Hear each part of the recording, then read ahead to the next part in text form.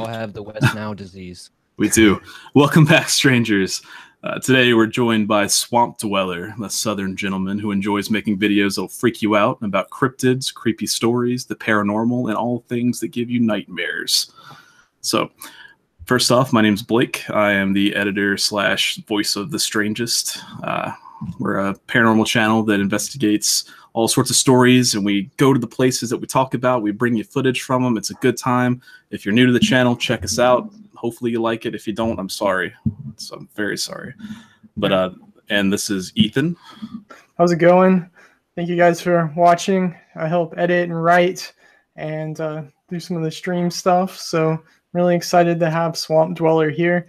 So did we miss anything in the introduction? How would you introduce your channel and yourselves to everyone on here? Let's say you guys did a pretty good job, just a little more specific than I would spin it usually. I just kind of cover whatever I feels scary that day or something. I brought up your like your Instagram, your Facebook, and your YouTube in bios and just started combining all three of them because you have a different thing for every single one. So you didn't just copy and paste it. So I was like, okay, I'll try to combine them all. So yeah, I don't know. I do a little bit of everything, I'd say. I do everything that you probably won't find on most other people's channels. Like I've always kind of been like, yeah, scary stories are a little played out, but I kind of try to find the stories that most people don't really, cover. Like when I first came along, like nobody was doing Dogman, so it's just like I just kind of do stuff like that. Yeah. How long have you been doing it? Like narrating in specific, or just like YouTube in general? Or YouTube. Did you have a channel before this? Because a lot of people seem like they have their secret first try that they don't talk about. Oh man, I've loved YouTube since like it came out. So I've probably been like realistically uploading stuff since like 2006, 2007. But that was just like middle school stuff, like like jackass homage stuff, like just hurting each other, doing stunts, nothing serious. And then I was doing a podcast for a long time on like SoundCloud and Podbean and all this stuff that I had like YouTube versions of, which was pretty much what this channel started off was.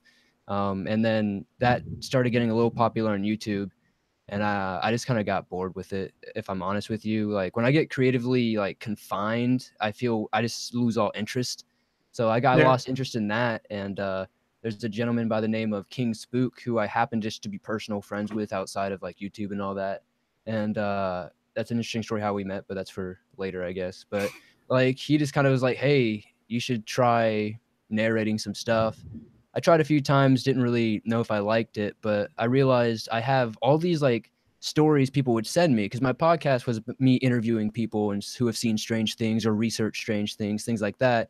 And I was like, okay, well, I have all these things that people send me that they don't want to come on the show as themselves, but they want to share it, so might as well read them. And I kind of stumbled into it that way. Like I didn't really know anything about narrations or like anything like that. So like I still don't really know anything about like creepypasta or like any of the real like origins of it all. Like Mr. Nightmare, I have no idea who that is and could really care less. But like I just kind of came from like a really weird origin, I guess, when it comes to it is weird because it seems like everyone's trying to do like podcasts now, switching from YouTube to podcasts or have something on the side, and you're like the opposite, that you kind of stumbled into YouTube after podcasting. Oh yeah. I mean, did you already have like how big was your podcast? Like I mean, I don't really know. The YouTube channel was around like 1,200 subs before I changed it from the podcast to the Swamp Dweller. Yeah. So I would say decent for a podcast, and especially a niche podcast that was just based on cryptids and paranormal and stuff. So I'd say it was probably fairly popular. We had a couple thousand plays on every episode. So yeah, that's really cool. I heard it's really hard to kind of keep up with all the metrics of podcasts, and sometimes they're spread across so many different platforms. It's not like YouTube where it's all in one with the analytics. Oh yeah, it's all over the place. Like you have like every streaming service you can possibly be on, you want to be on for a podcast. So I've heard that podcasts are growing. Just like looking at I follow Gary Vee a whole lot, and he's always pushing podcasts. And this isn't like the live streams, almost kind of a podcast, but we don't push it anywhere but here. So been meaning to like edit it and split it up and post it to places, but that's a lot of work. So how did you come up with Swamp Dweller? Like how did you? So the podcast was called something else, and you switched it to the Swamp Dweller. Like how did it change? Yeah, it was originally called Swamp Dog Chronicles. I don't know, that name had a cool thing. It was just I come from where the Trail of Tears pretty almost originated basically, and it goes right through where like my yard is and all that, and all the swamps here are just super dark with history, and there's like a lot of Seminole Indians and Creek Indians. So like they had like these werewolf kind of dog man wolf kind of creatures in their lore, and they called it a swamp dog. So I was like, well, that's super interesting. So it's local, but for Swamp Dweller, it was more of just I live in a swamp. Like it was just kind of like it was nothing real special. I was just kind of I need a new name that's better than this, and like wanted to keep some homage to what I originally did. And I just live in a swamp, so unfortunately nothing too special. Man, I think it's really cool, man. Like it's different. Like so how did you come up with? Well, I've seen like how did your like logo evolve? Like it was originally like just like more simple. Now it's like a complex, almost like deity type thing. Like was that Yeah, just like fans, or did you like, or like you're like I gotta push it bigger, make something cooler? I've it's actually interesting. That's actually one of the few things I've spent a lot of time on, but nobody notices. Like Yeah, it's one of those artist things. But the Swamp Dweller has a really cool backstory for having a really lame origin of a name. Like it's not necessarily true, but it is based on truth.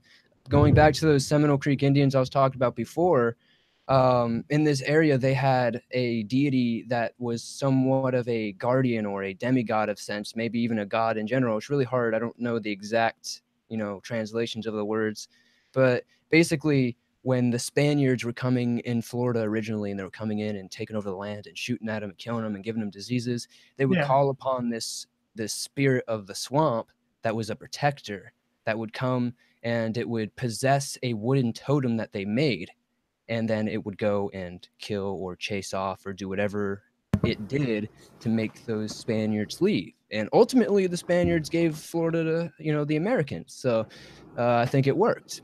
Maybe I don't know, but yeah. So it started off with just a basic shell of a wooden totem with the little skull mask. It's all hollow with the stuff on it, and then it slowly evolved and got more to where it is now. There's an even newer one than the one that we see now that just came out a few days ago, but yeah.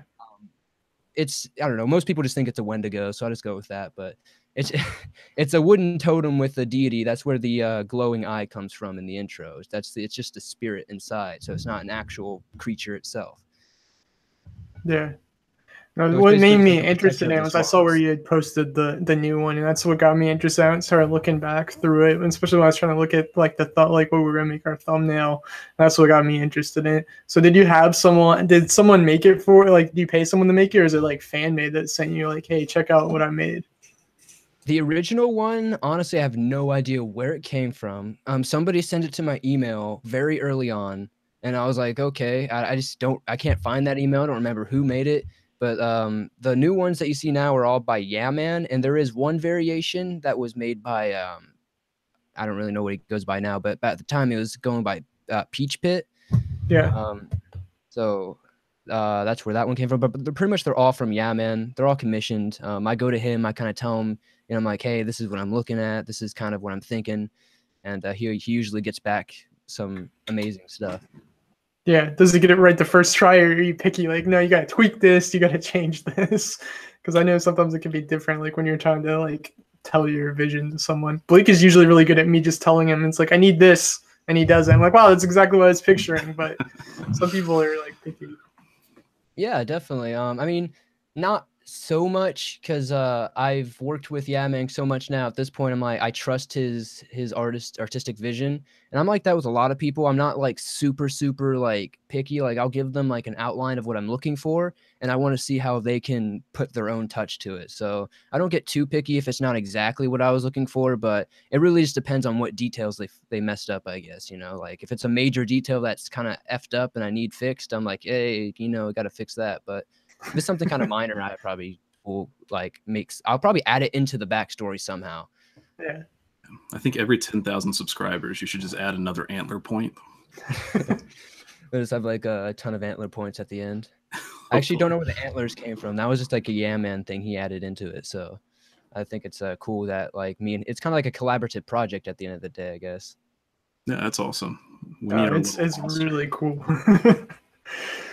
So your channel has grown a whole lot lately. So when I was looking at all your stuff, I saw where you had posted like, oh, we just hit 50,000. Now you're at 60. And then when I looked at your subscriber count, you're past 65,000, like all in like 6 weeks, 2 months. Like, do you think something's caused that, or is it all just like the, like perpetual growing? The bigger you get, the more subs.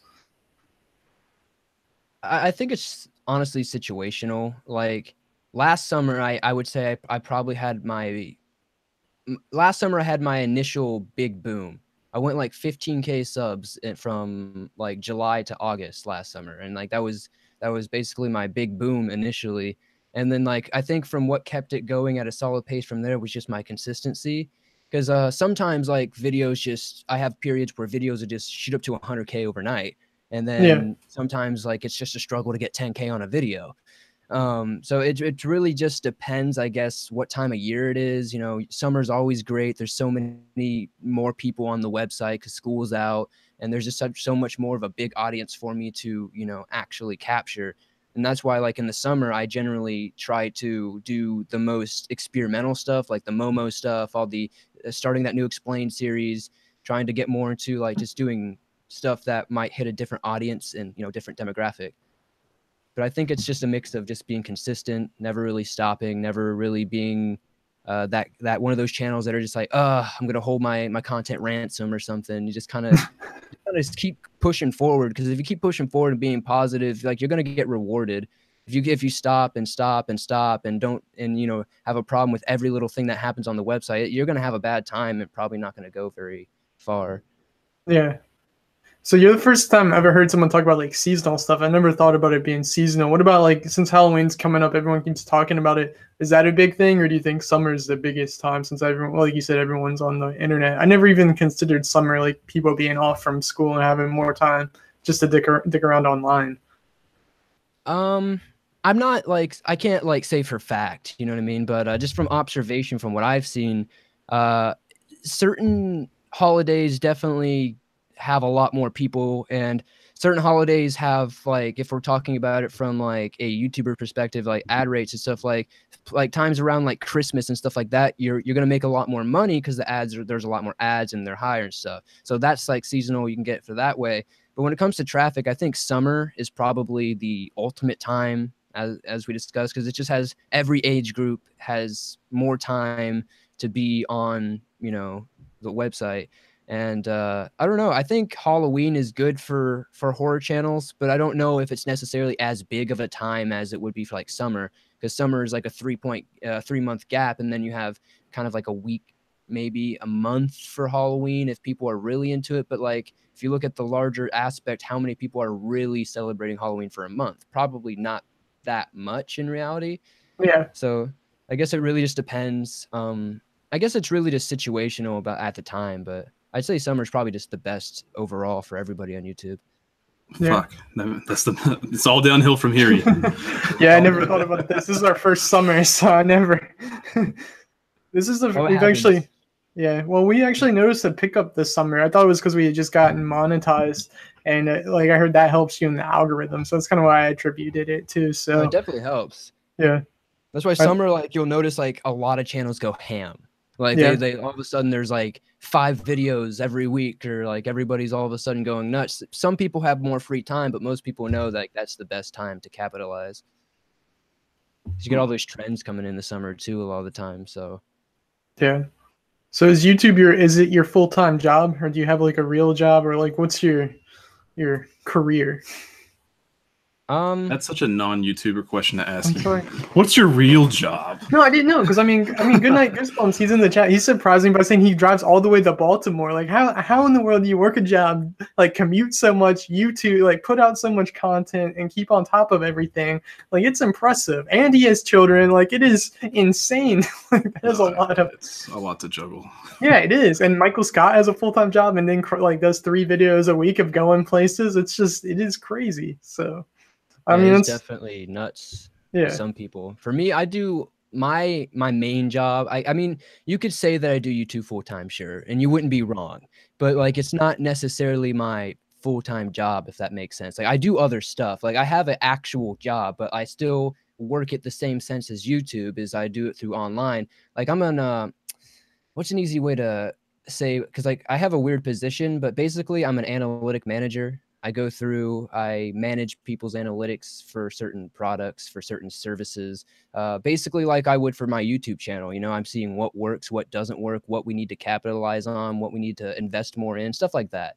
I I was kind gonna of do say, did behind you the get that scenes. job before YouTube or after, like saying like I have this experience online, or was it before? Um, I did it before on a smaller scale. Like I've done like a lot of stuff like this way before YouTube. Like I've had quite a few interesting jobs, but I've already had kind of like small experience with it. And then when I got into YouTube full time and was like living it and trying to figure out how to make YouTube work, it gave me a lot more skills that made me a lot more desirable to be hired by companies. So Yeah. So do you put that on your resume? How do you explain that on a resume? Like, do you put your channel link, or do you just say like, oh, I have experience? Because I mean, it's interesting how like new like digital media and everything is becoming the big thing, but still a lot of companies don't really know how to react to it unless they're like newer or have younger people. It just seems like there's so many old people, just even in my job, like so many people in our town don't understand the internet at all. We live in a small town.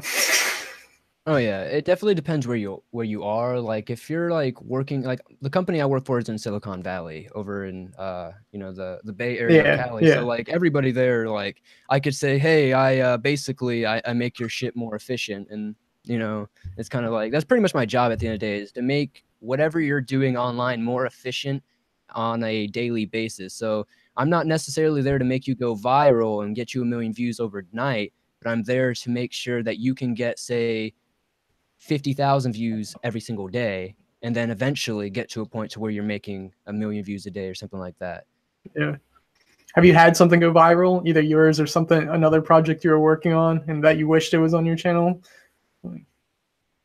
Um, I guess it really depends what we're calling viral. I guess today in viral is way harder because we'd have to get like 10 million views technically, but like to my sense, like viral would be like just a couple 100,000 views, which I've got a few projects, but I don't know. I don't have anything of recent and honestly that's actually gone like over 1 million views or anything, but Yeah.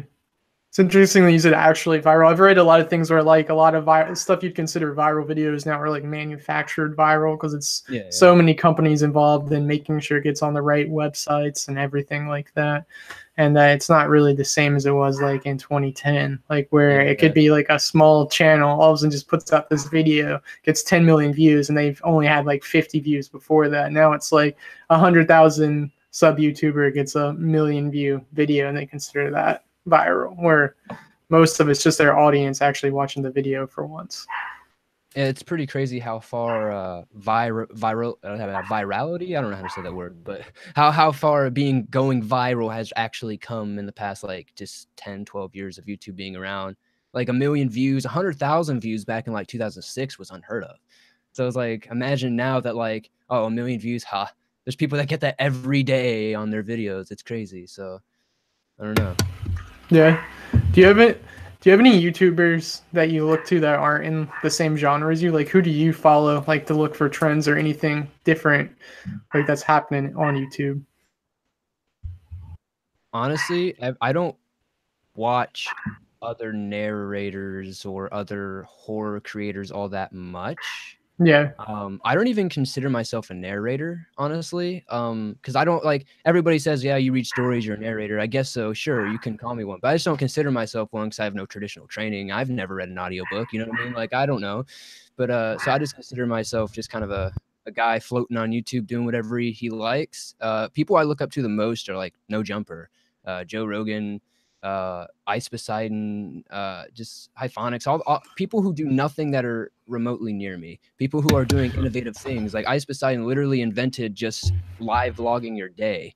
And like that to me is so cool because I'm like, dude, you can literally do something so simple, but it's so innovative.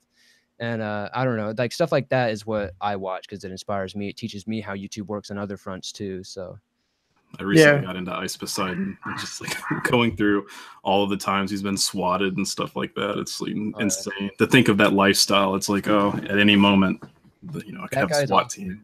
I've gotten to meet him a couple times. It's one of the cool guys. Definitely a cool guy.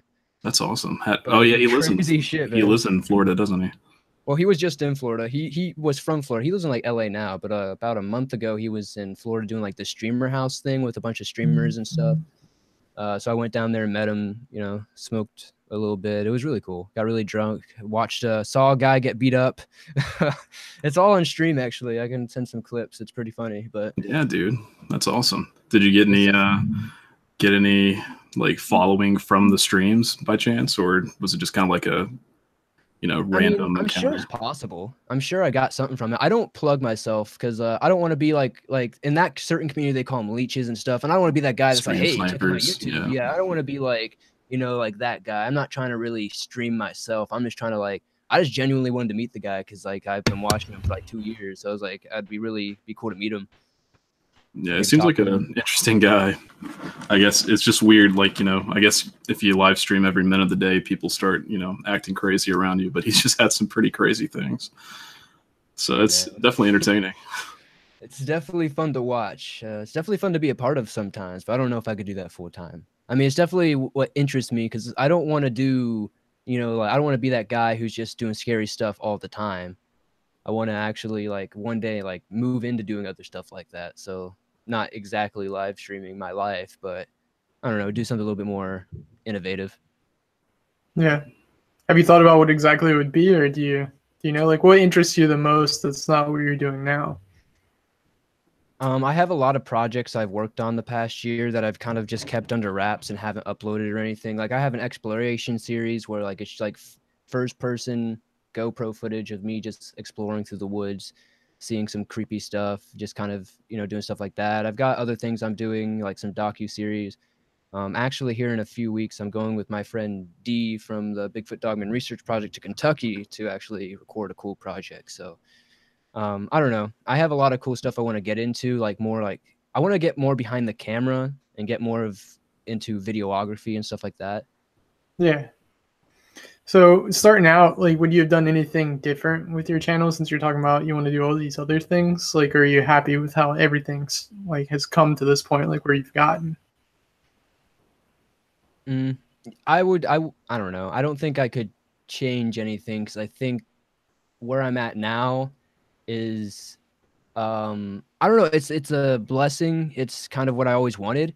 Like I've always kind of like growing up I never really had many interest and there wasn't anything that I was honestly super into that I wanted to do as a job, and like sitting here at almost 23 I'm still like I don't know what I want to be when I grow up. But one thing I always really wanted to do was YouTube and music. So I was like, shit, when other things kind of dried up, I was like, you know what? I have this opportunity now. Why not just go for YouTube? And I don't know, like YouTube is kind of what I always wanted to do. So I think the way that I came here was the best way because I learned a lot coming. It's changed me a lot as a person. It's made me a lot stronger. And it's just put me in a place now to where I can finally say that I can sit down for a day, not record a video, and be okay. Yeah. No, that's So awesome. It takes a while to get to that point. yeah, that's another thing I was going to talk about, like work-life balance. Like when if it was your job, like full time, like how do you find the way to like to calm down and stop and not think about YouTube? Like, because it seems like it's always on your mind, like the numbers game and everything. Like, how do you detach yourself from it? Damn, that's a good question. I was just doing YouTube, pretty much just YouTube for like almost my whole first year. I didn't really start doing this kind of new gig until around like December, maybe November of 2017. So like before that, from like January all the way to then was just nonstop every single day, eat, sleep, breathe, YouTube, upload videos, stuff like that. And I th- I was kind of I wasn't driving myself nuts. I was just burning myself out in the sense that like mentally I was very unhappy for a while because like all I did was wake up, look at my YouTube, sit down, look at YouTube, lay down, look at YouTube, go outside, look at YouTube. It got to a point to where like I couldn't like do anything without it being about YouTube, and that makes me, I think it would make anybody kind of just incredibly unhappy after a while because it's like, it's kind of hard to get away from YouTube as a job since it's something you kind of have to be 24/7 on it. But I got to a point, I think it was about 10K subs. That was about May of 2017. I was like, I'm pretty much at a point now. when I started 3 months before, or 5 months before that, something like that, like I was like, okay, I just want to get 10K the first year. So we did it in like whatever 4 or 5 months. I was like, okay, well, I don't have to worry about numbers anymore. So luckily after that, like I just kind of was able to, I guess, have a life, do hobbies. Like working out really helped me. I work out a lot. That helps me going, just kind of going outside, getting away from the computer, I guess is the best way for me to detach that. And then I guess like really hitting that milestone so quickly really was kind of just like assured me that I don't have to like eat, breathe, and sleep this. I can probably step back a little bit more. Yeah. And I think it worked out the best, honestly. Definitely. That definitely helps to not have to worry about us. I always mention it, like looking at social media and stuff. It gets annoying, like when you start thinking too much about the numbers and everything. I mean, we're not really making anything off of YouTube, so like we don't have to worry about like making sure we eat because of like monetization. So that's good. But it's also when you're talking about some videos, like you have to do 100,000 views, others do like 10,000. Like that's frustrating when you try to think about, oh, this video I thought was going to do really well, and then it doesn't. I mean, sometimes that can be confusing or off-putting. So Yeah. Honestly, like that is definitely something I can get with, and I don't really know how I've kind of overcome that. That's just something that like me as a person, like personality wise, is I just don't really let things bother me. I don't really sit there and stare at things. I don't dwell on things because it's just going to make me sad and depressed. And why am I going to sit here and be like, well, that video didn't do as well as I wanted it to, and whine and pout when I can just work on something else that'll do better? yeah, Like YouTube is not like people should like as many smartasses and geniuses of YouTube that there are on Twitter. You'd think that they would understand how YouTube works at this point. I mean, obviously not every video is gonna do 60,000 views like I have subs, but like because of the algorithm. But I don't know, man. I feel the best way is just to keep looking forward. Like you can't get upset about that stuff because like I've had videos where I have put in hours of work. Sometimes even on story videos, I just put extra work in it, thinking that like that topic or those stories were so good that they were gonna explode. It does like 10K views. I put out a video that I just shit out. It does 100K views. Like it's just YouTube. You know what I mean? So it's like I don't really. I think if you can't really take a lot of those things personally because it's gonna just make it a lot harder for you at the end of the day. do you think sub count even matters now? When you were talking about earlier, like the view, it more matters about watch time and engagement and everything. Do you think subs matter? To an extent, I think subs matter for protection and for brand deals and sponsors and stuff like that. It's more when you implement like when YouTube implemented an algorithm, subs became useless because it's pushed by it's like a conveyor belt. It's being pushed.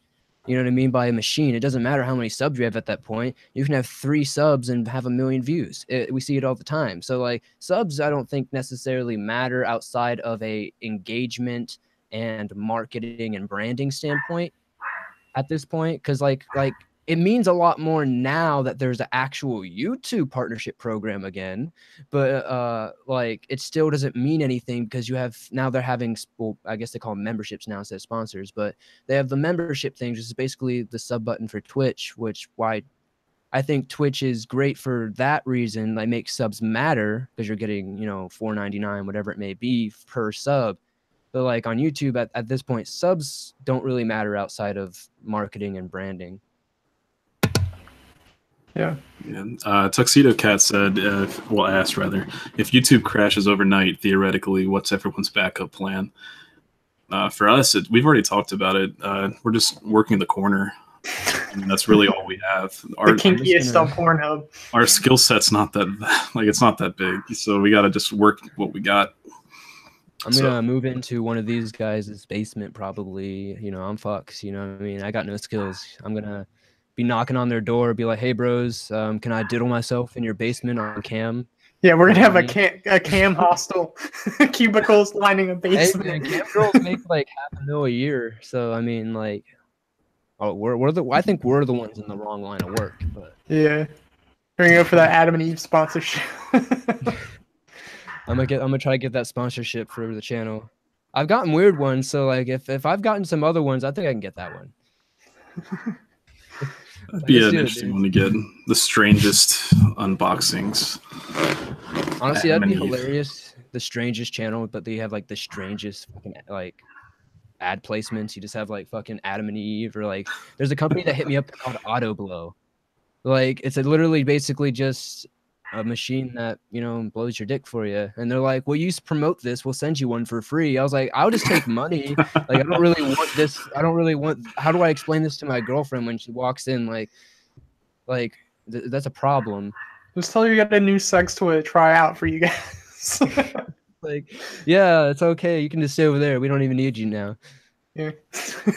That sounds like a horror movie just waiting to happen. It's like, oh, it's I this can see it machine now. you put your dick in. Trust us, it's safe. I'm gonna make sure that's a collab with you guys, and we'll do it on something like we'll probably do like weird. Actually, that might be a good video, like the top 10 scariest BDSM stories or some shit.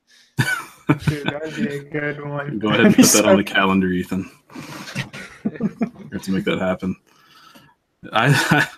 I'm sure there's plenty of stories out there. We were thinking at one point of like when we first started, we were like, we'll just have a channel called The Kinkiest as well, and then it'll just be like our sex stories and shit like that. So If this was like 2 years ago when YouTube didn't give a fuck about anything, this would have been great. Would have made a lot of money off that. Remember like 2 years ago when all those girls were getting 1 million subs off of like saying they were gonna do a sex tape at 1 million subs? Man, I miss that YouTube. yeah, Yeah. I miss good old YouTube selling your body for money. Shit. it sucks. You can't do anything anymore. Yeah, but now they have Patreon where they can literally be like, I'll like snap you or something if you subscribe to my Patreon. Like that's Yeah. crazy in itself. So Like the people that sell like it's crazy though. Like we make fun of it and laugh at it, but these people are making so much money. Yeah. Like it's ridiculous. It's like $500 for their private Snapchat, and it's like who is paying $500 for nude pictures of some girl? Like you can go to Pornhub for free. RedTube is free. XNXX is free, guys. Like That's what I never understood. It's like, why would you ever sign up for a membership? Like, that's just stupid. why would you pay $500 for pictures of a nude girl? Like you can pay $500 and like bang a nude girl. Yeah. If we lose our YouTube channels, it might be one of us. That's what I'm saying. Like shit, I'll be a girl. I'll bend over and let you call me daddy, or like shit, or mommy, or whatever. I'll call you daddy. I don't know what you're into. New channel, Swamp Daddy. Oh man, that would be good. Oh man, girl, I'm coming for you. give it a couple years. Get the nice dirty shit, brother, right under that second chin. I like it when you talk like that. I'll let you explore my swamp. Oh boy. This is my swamp. This is fucking Shrek is love, Shrek is life. That's really where the name came from. Shrek is the origin of all things good. God, that meme. Oh, man. It's a great one. That's the thing. I wish we'd gotten on 3. YouTube so much earlier. It's like we could have gotten away with so much. Instead, we're stuck in the little PC world. I feel Sad. that. I was actually talking with Clancy Pasta about that the other day on my stream, and he was like, "Do you cut back cuss words or anything like that, or gore?" And I was just like, "Nah, dude. It's like not really, but like I don't really cover like gore stuff. I like thrillers more than like horror. Like I guess like I would rather watch like The Sixth Sense over the Texas Chainsaw Massacre. Like I would rather watch something that scares me because the story got me into the characters. The character development wasn't some prick of a high school kid who gets murdered, and I'm happy about it. So like I don't really worry about a lot of that stuff, but I don't know. I don't think you really have to censor yourself that much on YouTube. I think people are kind of being a little extreme on it, but yeah, I think that, I mean, from what I've noticed, it seems like, does YouTube really even pay attention to the video, or are they just looking at your tags and your title? it's really just the metadata and the thumbnail. I mean, they do look at the video somewhat, but I mean, it's like an AI, like, you know what I mean? Like shit. Yeah, it's like they definitely don't have enough time to go through each one.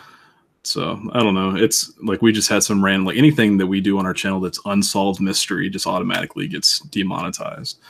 That's stupid.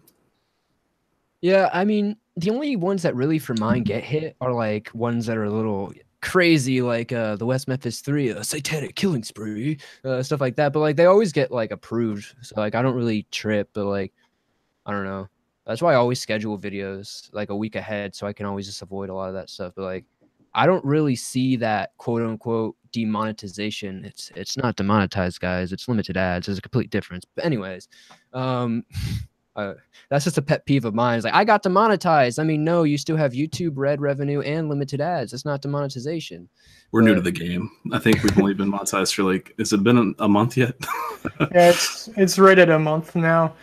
But when you're not monetized, you don't get that YouTube Red money. That's Yeah, not I know. fair. That's what I'm saying. So it's not technically demonetization. I'm one of those assholes that likes words to mean what they mean. Yeah. Like, I like a word to actually mean what it means. Like, leafy kind of ruined literally for us. But like, Yeah. most people just kind of throw words out like, well, I'm just going to change the meaning of this now. I'm like, well, okay, I guess. I mean, I guess there's 96 genders too, but Let's open that can of worms.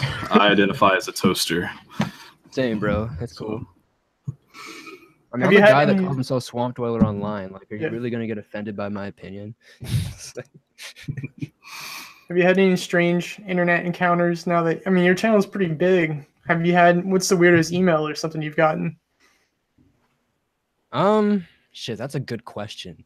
Because I have like heaps of screenshots that I'm just waiting for a good video. I think I'm gonna save it for like 100K, but I got some.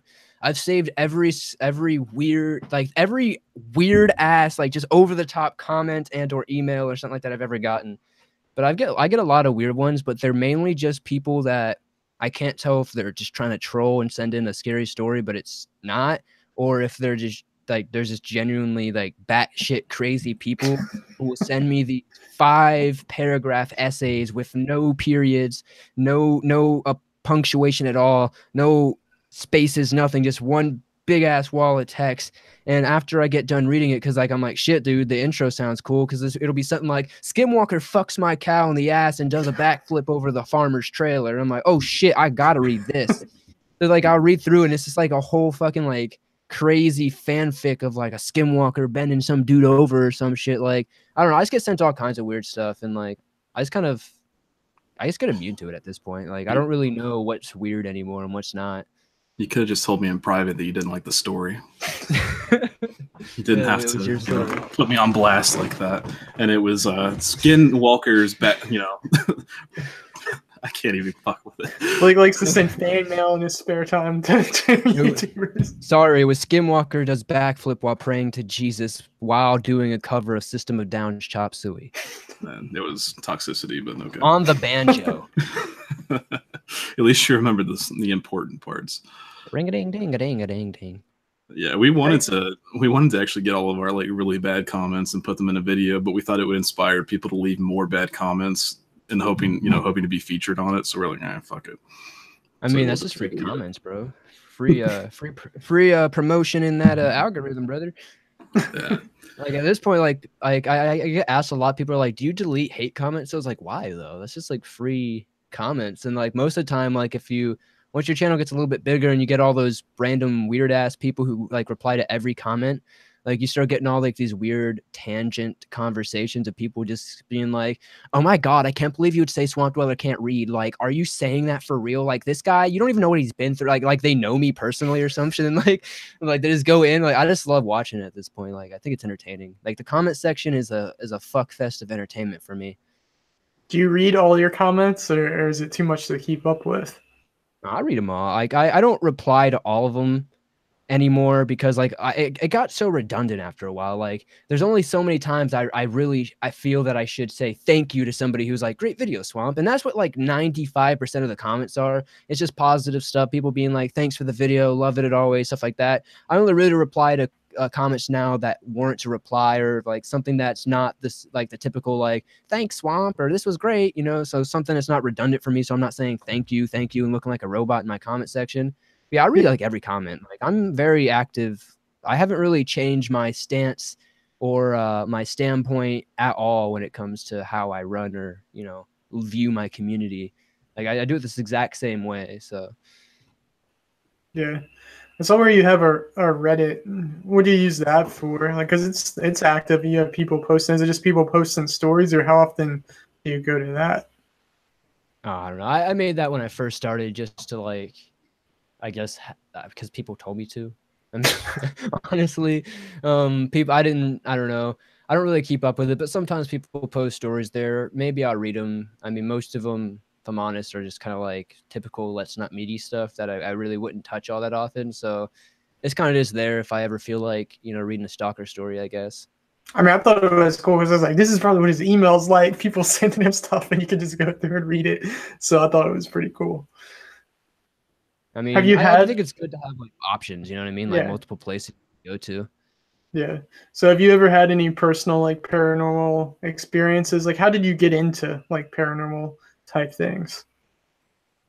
Um, I don't really know what the initial thing. The first thing I can really remember was like a weird little encounter I had when I was 7, and my stepmom just moved in with us, and you know my stepsister, like so it was kind of like a weird time. And I What the randomly for the fuck? Sorry, oh shit, Nick, sorry, Nick Wild. that's Holy crazy. shit. Thanks. I'm gonna need to take 20% of that, boys. Yeah. Oh Thanks a lot, Nick. That's crazy. That's insane. Holy Thank you shit. so much. That's rent for the month, boys. Yeah, we don't have to make any more videos this Yeah. month. Yeah, so when are you coming let's to our just damn basement? let's We'll just get end it this up. stream now. We don't have to do anything else. We made our money, boys. We'll All make right, sure you get guys. the See you good next sofa. week. See you next week, guys. Yeah. Stay swampy. No, that's crazy. Thanks, man. I appreciate it. It's No, crazy. that's awesome, man. Sorry to interrupt you. I didn't mean to. That was just No, that's crazy. fine, man. It's more than enough reason to interrupt. Yeah, I just had like a little experience when I was like 7, a little small thing where I had like this, like when like I don't know how old you guys are, but like this was like when the like you know like the battery powered toothbrushes just came out.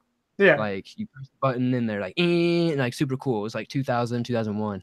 And I had like this cool Speed Racer one, and it worked fine and it was doing cool shit. But a little preface is like 2 days before this, I randomly started having a like an imaginary friend. Yeah. And me, I was I had ADD like a wildfire as a kid. Like it was AIDS. I could not look at anything for 2 seconds. So the fact that I, for some reason, randomly out of nowhere, and never again after this or before this, had a random imaginary friend for 2 days. After 2 days, I was bored of it and was kind of just like, yeah, fuck you, go away. And so fast forward back to that day, we get the toothbrush. I'm going to brush my teeth that night, and it doesn't work. We put like so many different batteries in it, and it just doesn't work. So we take the batteries out, we put it back in the package. We're like, we'll bring it back tomorrow and get a new one. So I use my regular one, and I go to bed. And at the time, I had like a water bed. They were like really popular back then.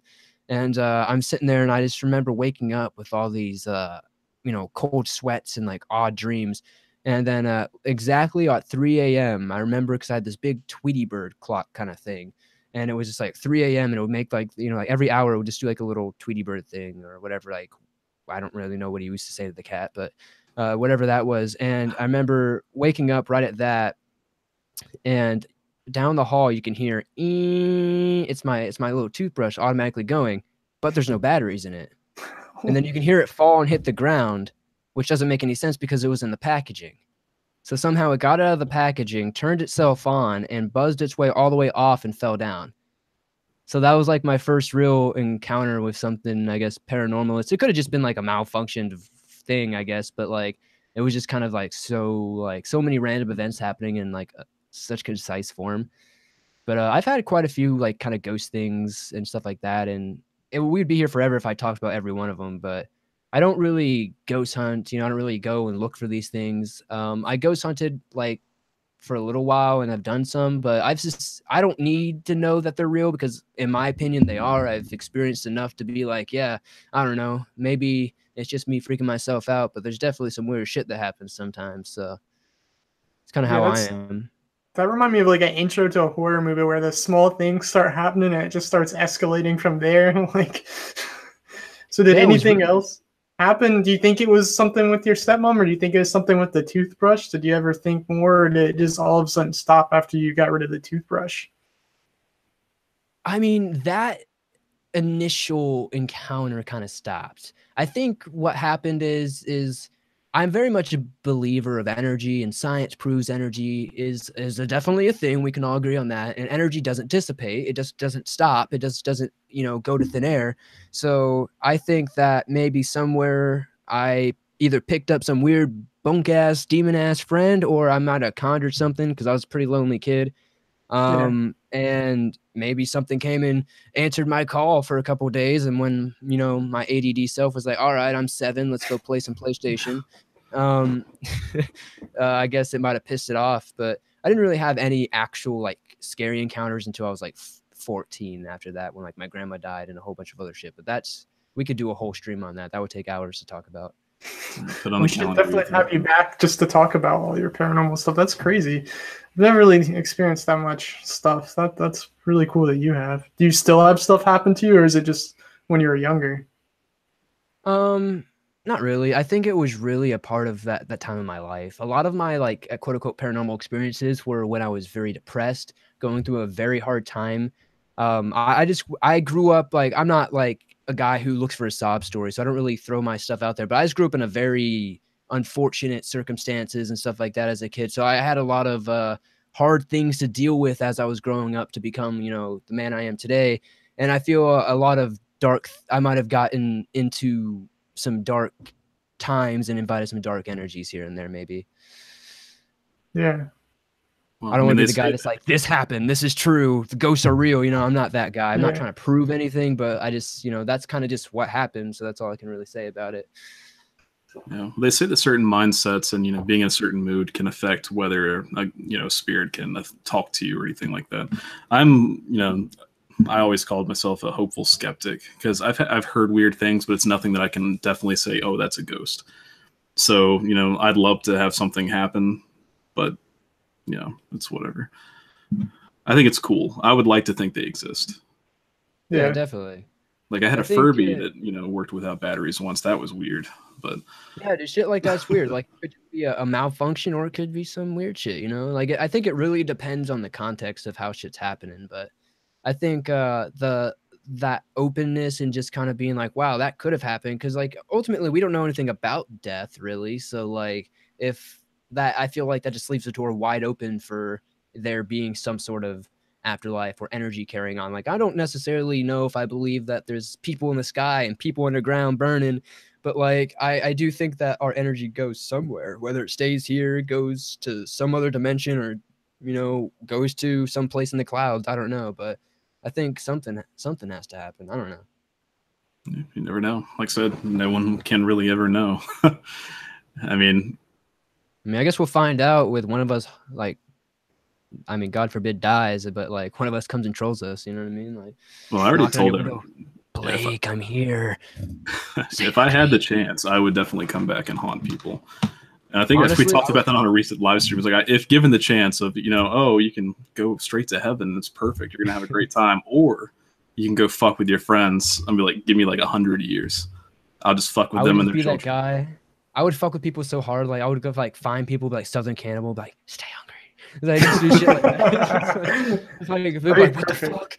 What is happening right now? So it's like, oh, you made a shitty video once. It's like fuck with YouTubers, like just like whisper sweet nothings in their ear, but it's just things that'll give them. Yeah. Demonetized. Demonetized. Oh god. Tuxedo Cat said, do you ever wonder if any of your subs are dead? That is a dark question. That's honestly, actually, a sub of mine actually did pass away like not too long ago.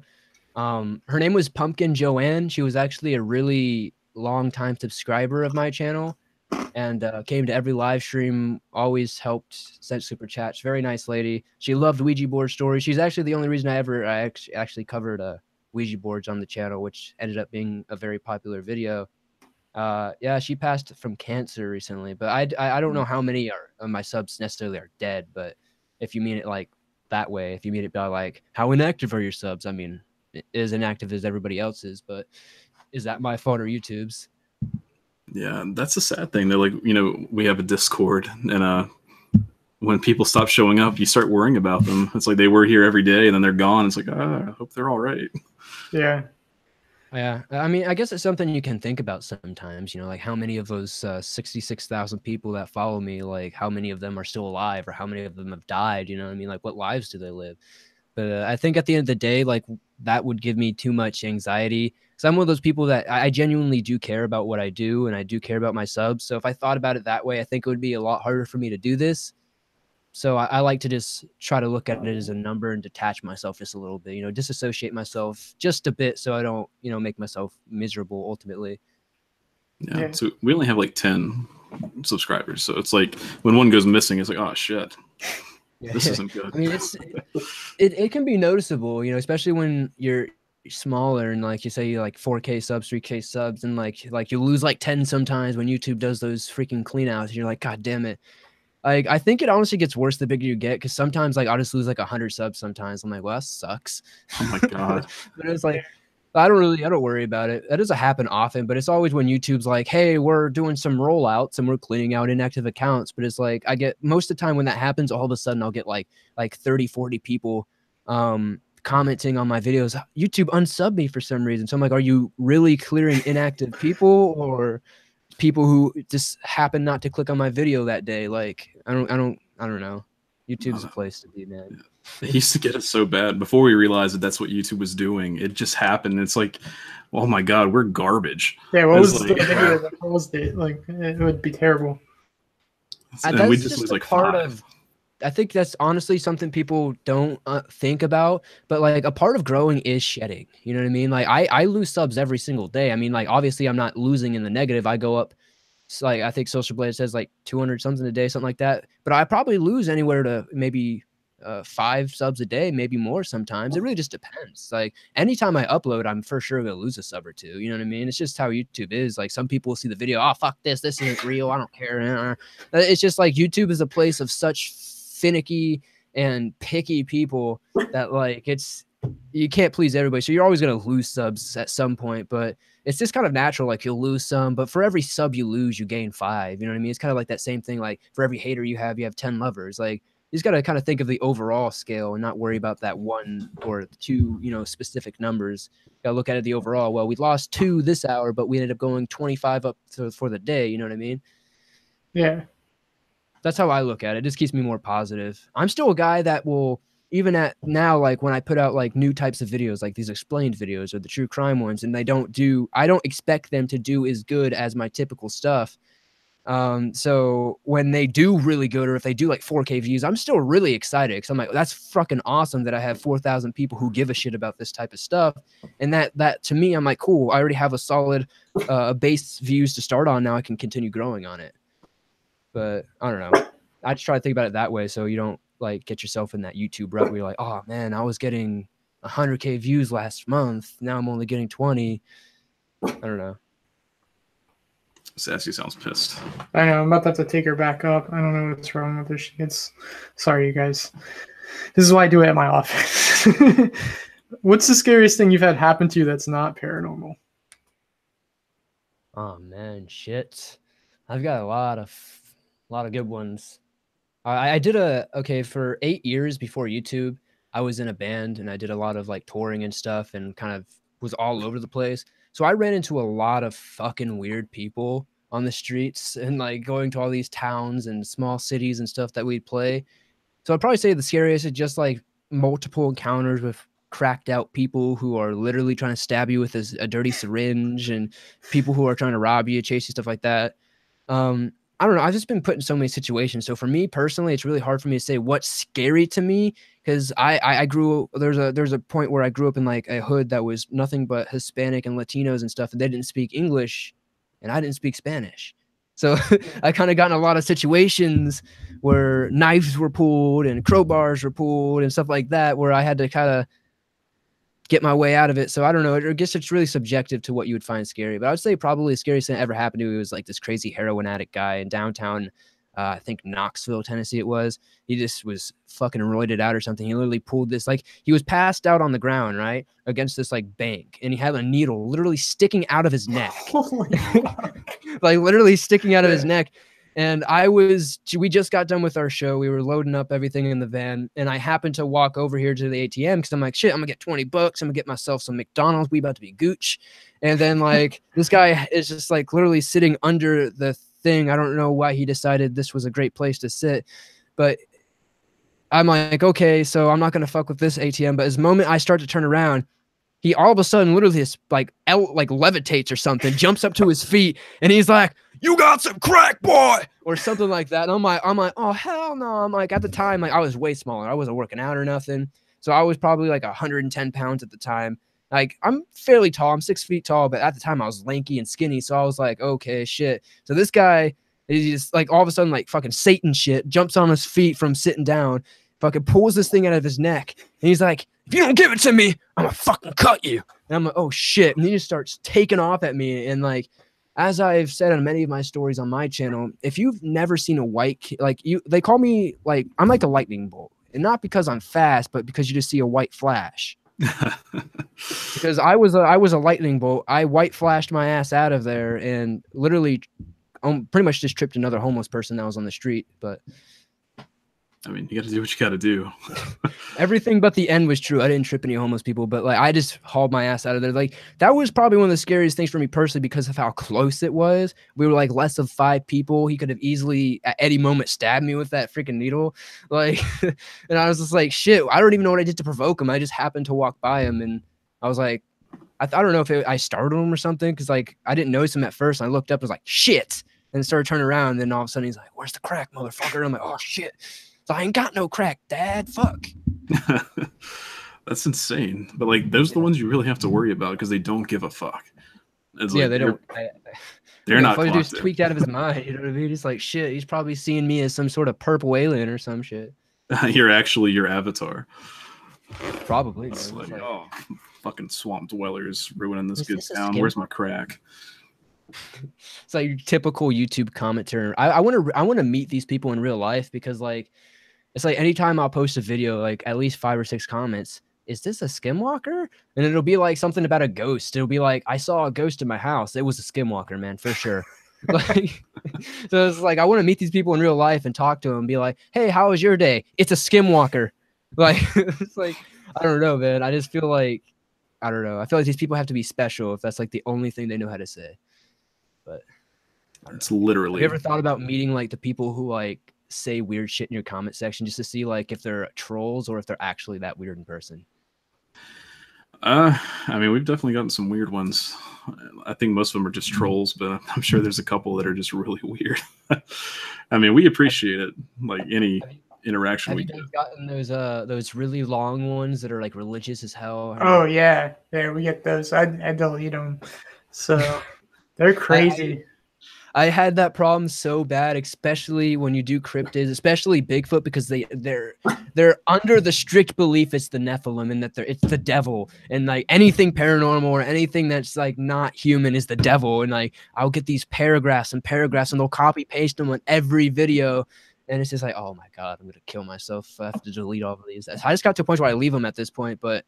Like I only delete the ones that are like malicious where they'll reply to people and be like, "You're going to hell because in this part of the Bible it says this." It's like, okay, but I don't know, man. I just kind of think about meeting these people sometimes just to wonder if like they're actually this fucking crazy.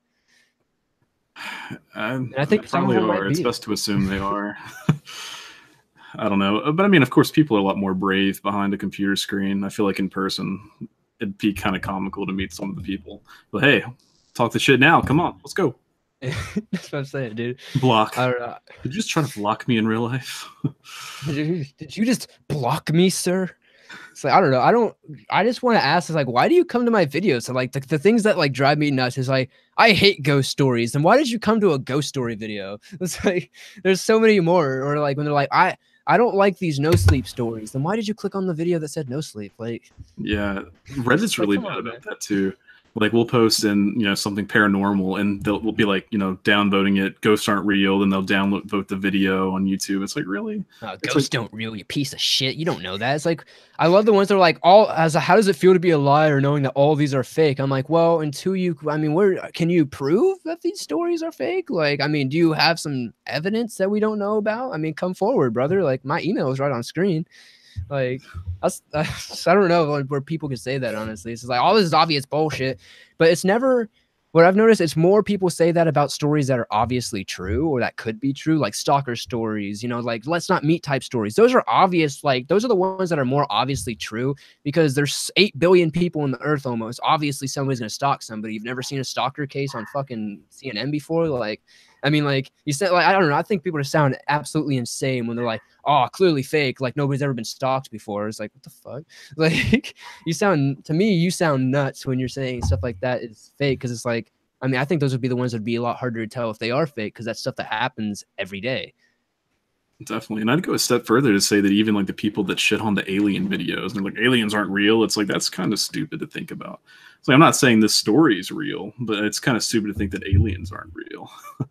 It's like, How do we know, you know, we're not aliens? How do we exactly. know that everything else around us aren't aliens? I don't know. Is this a simulation? Who knows, man? But you probably know the answer, some YouTube commenter guy.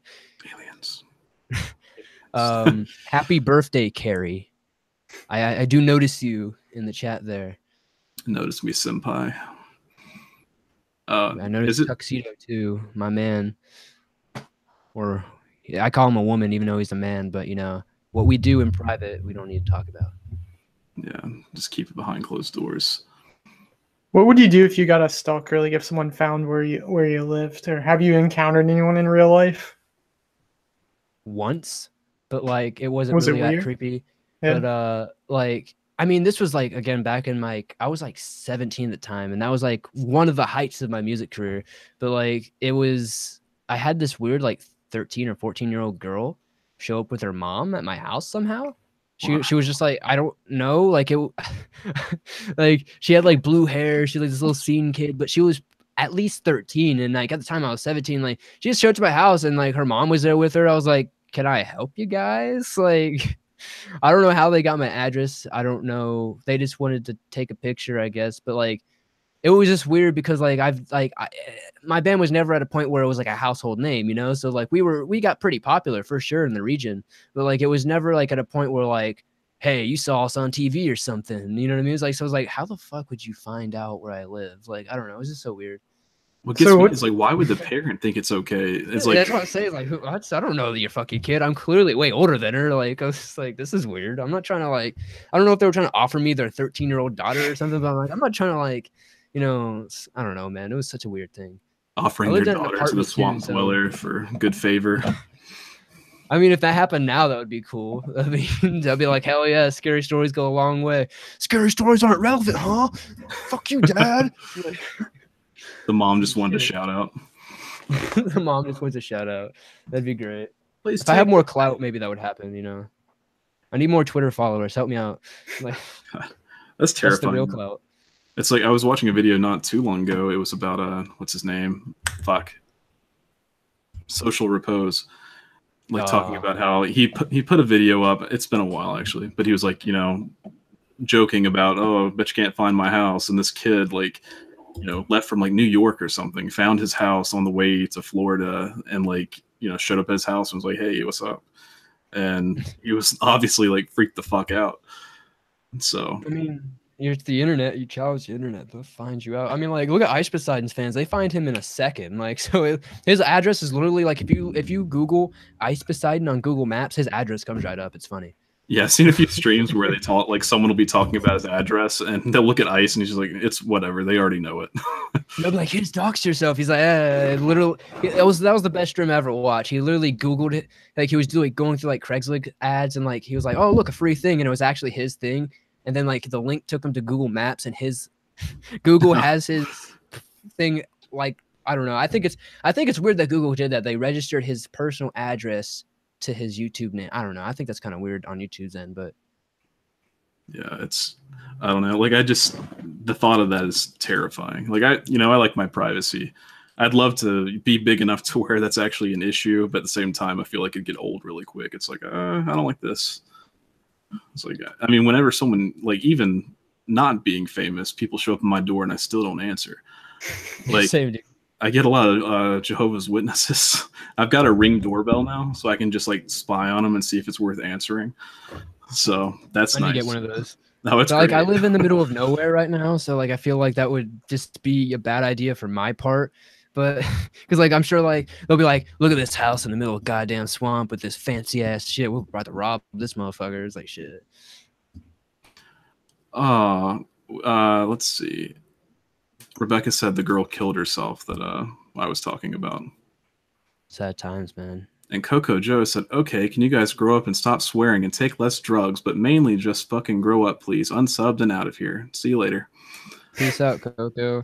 I mean, it's actually been tested and shown that people that swear more have higher IQs and have better social mannerisms and are less likely to, be a little bitch. I fucking read that too somewhere. Shit, I can't remember though. Anyway, actually interesting studies though. People who do it shows that people who do curse more have higher intelligence. So, joke's on you, brother. Oh man.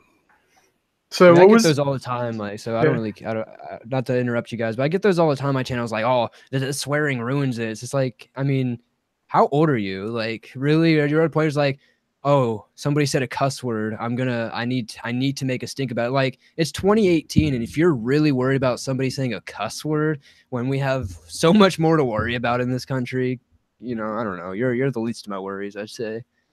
Yeah, I just don't believe in giving any word power.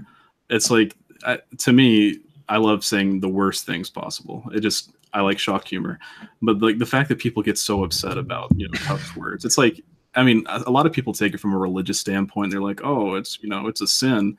I don't remember it saying anything about cussing. I think pretty sure that the words we say are English. They were made by just English people. They weren't made in biblical times. They definitely weren't in the Bible. Yeah. I mean, there definitely wasn't. Jesus never came out and said, hey, you can't say these specific words or you're going to hell. Like, I actually am very, very good friends, as I mentioned earlier, with a guy named D, who is basically a historian on the Bible. And at no point does it say you can't swear. So he's a man of God and he swears like a sailor. You know what I mean? I was like, nowhere. I mean, it's just a word. If you think that your almighty, like some almighty power that created all of this is as petty as a word, I don't know, man. Yeah. And don't do drugs. Don't do these things that, I put on the earth. Yeah, don't you smoke this plant that grows naturally, goddammit. Oh, God damn it, Bobby, get out my shed, stop jerking off and smoking that marijuana. Whoa! Bobby. Okay. All right. So moving on, Ethan. So what do your friends and family in real life think of your channel? Like, do they know what you do? Like, do they think it's like crazy or do they think it's really cool? I have no friends. No, I'm just kidding. Fucking, they think it's cool. My friends, I have very few friends, but my friends are very supportive of it. I'd say my few best friends are super supportive of it because like they've kind of seen my come up. They know kind of what I came up through as a kid and stuff. And to see like all the work that I put in initially for my, initial dream, and then kind of being able to go through the situation that kind of ended that, which put me in a funk for a while, and to be able to take that negative energy, turn it to a positive and make something out of it. I think they're super proud and they're super happy for it. I say my parents are probably the most proud because, I proved them wrong at the end of the day. It's like, they're like, oh, you can't make money off that. This is not how it works, blah, blah, blah. You know what I mean? But you can show them like, yeah, like the world's different now. You can make money off of things that you enjoy. If you put enough hard work into it, you can do anything. So I'd say they're definitely super supportive and proud of it. Like they don't necessarily, I wouldn't say like they're at every stream or watching every video or stuff like that, but they're definitely super supportive and stoked on it. Dan is evil guy asked Swamp, how long has your channel been active now? Little over a year and a half. I started officially like doing like Swamp Dweller stuff in January of 2017. That's crazy. That's a pretty big jump for less than 2 years. I'm definitely very, very blessed for it, very excited for it, and very happy for it. I said like I just wanted 10K first year. I thought that was a huge goal. I was like that's an insane goal to try to get. And so we smashed that in like 3 or 4 months, and it was like holy shit! Like at that point, I was like anything's possible if you just work hard. So how did you go about? I really didn't know anything. How did you grow it initially? Just by posting, or did you like target certain things? Like, did you have a plan going into it? I just did what nobody else was doing. I didn't like I said, I didn't know who I didn't like I said, I came from the podcast where I had no idea who Corpse Husband was, or I didn't know who any of these people were genuinely. Like I had no idea about other narrators. It took me a long time to actually get into touch with narrators. Like I didn't know anything about this, and I don't know. Like I think what set me apart is that I came from a completely different place and was just covering stuff that I think this community genuinely has never seen before. Like Yeah, Dogman, I don't want to say I invented it, but I was a very big part alongside of Vic Cundiff for making it what it is today, for sure. I mean, there's almost I like I said, I don't like to toot my own horn, but there's almost not a single channel that specifically covers Dogman that doesn't cite me as one of their inspirations, which it means a yeah, lot to me because that shows that my work meant something, you know. And now that I've kind of moved on from that and see other people still doing it, that to me means a lot because like at least I didn't start it, but I definitely was one of those forefront people at the beginning, like pushing, odd cryptids, things that like because everybody talks about Bigfoot, Bigfoot, Bigfoot. I was like, what about all these other things? Like skinwalkers are cool, but those aren't even cryptids. So why are we even talking about them? Wendigos are cool, but those aren't cryptids. So it's like, why don't we focus on actual cryptids? So I think that's what initially really set me apart from everybody because I genuinely just wasn't trying to be like anybody else. Like I never really was like, let's not meet stories, guys. 10 stalker stories. I was always just trying to cover weird shit. yeah. So, what's your favorite kind of video to do then? Is it always something different, or do you have like a specific kind that you're like, okay, I'm excited, I get to do this one? Um, I would say that I really enjoy doing the Explain series. Because it's something that like I've genuinely always wanted to do in a sense. I really like mythological creatures and I just like lore. I just love history. It's the only thing I was ever really good at in school. I was always in the advanced placement classes. It's the only thing I was smart in, really. So I would have like I would have like mediocre grades and all like the lowest. Like I was so bad at math that they put me in the 8th grade math class in 10th grade. Like I was so bad at math, but like I had straight A's in the advanced placement history classes. So I love reading history and like I love doing it accurately. Like I'm not one that my videos, if you're looking just to be scared, my channel is not the place to come for my like explain videos. Like for my story, sure, but like when it comes to like actual like crime videos, stuff like that, I want to find things that are not really commonly covered. That's what I love to do. I just love to write. And I write a lot of scripts. That's something else I do on the side for some cash here and there is I write a lot of scripts for people like Darkness Prevails and et cetera, et cetera. So like, I just love to be able to write scripts and to just go in and just learn things and be able to write about them and be able to share them with people. Like I've got a couple videos soon. I'm pretty sure I hit you up about one of them that I'm going to be covering a lot of cool stuff that people probably have never heard about that are much more terrifying than skinwalkers and wendigos. So Yeah, We're definitely that'd be my excited. favorite for sure. It's just like anything that's new. I like to do new stuff because again, it's a new process and it's like a new process for me to learn. And I'm not like amazing at video editing, but I think I've come like such a long way from like my original like little list videos to like the full kind of explained videos and stuff. Yeah, that's a big thing I've loved about YouTube. Is just working on editing and getting better at it, and you can see it. I think we can see it in our videos that it has like improved. So that's definitely a fun thing. how long does it take you to make a well? Talking about just how long does it take you to write a script, whether for yourself or someone else, and then make it into a video? Like, how long does the whole process take you? And it could do anything. It could be really I guess it just depends. Like for some videos, like a lot of times, like if I'm writing something for like Darkness, like I will put a little more time into it because I'm being paid by somebody else to present something on their channel. And I have to cater to what he wants me to write it, the way he likes it, because he likes to present something way more different. That's why I don't really get the comparisons to me and his channel all the time. My channel is a polar opposite. It's just people like, oh, well, they cover skinwalkers. Ooh, they're the same. But like he likes to be a lot more exaggerated, a lot more. He likes to force the effect of being scared, and I like it to come in a more casual, more ambient kind of way, more like a thriller. He likes to be more like a horror gore movie, I guess is a good way to compare it. Yeah, So like if it's for something like that, I have to write it in the way that he would write it or he would want it presented. So that would take me a little bit longer. And those are the ones I think I genuinely struggle with and actually don't enjoy all that much, because like when I'm writing for somebody else, I have to write for what they want. Like basically they'll tell me what they want to cover. They'll send me like say 5 things that they want me to write about, and there's their 5 top 5 whatever. Stuff like that is fun, and like I get to learn stuff, but like a lot of times it's stuff that I'm not interested in, and it makes it hard sometimes, because like there was a ghost video I did for one of these channels not too long ago, and the videos to me genuinely just weren't good. You know what I mean? Like they were just clearly not anything I would want to write about. So if like projects like that, like if I have no interest, I think is a lot harder and it would take a lot longer. But if something that I like, it's like, I don't know, it could take, sometimes I can write out a script really quickly and then record it and knock it out, an hour done. But it just really depends, like my drive. I'm a very task oriented person. I'm not worried about what's happening at 3 p.m. because right now it's 2 p.m. So what's on my schedule for now?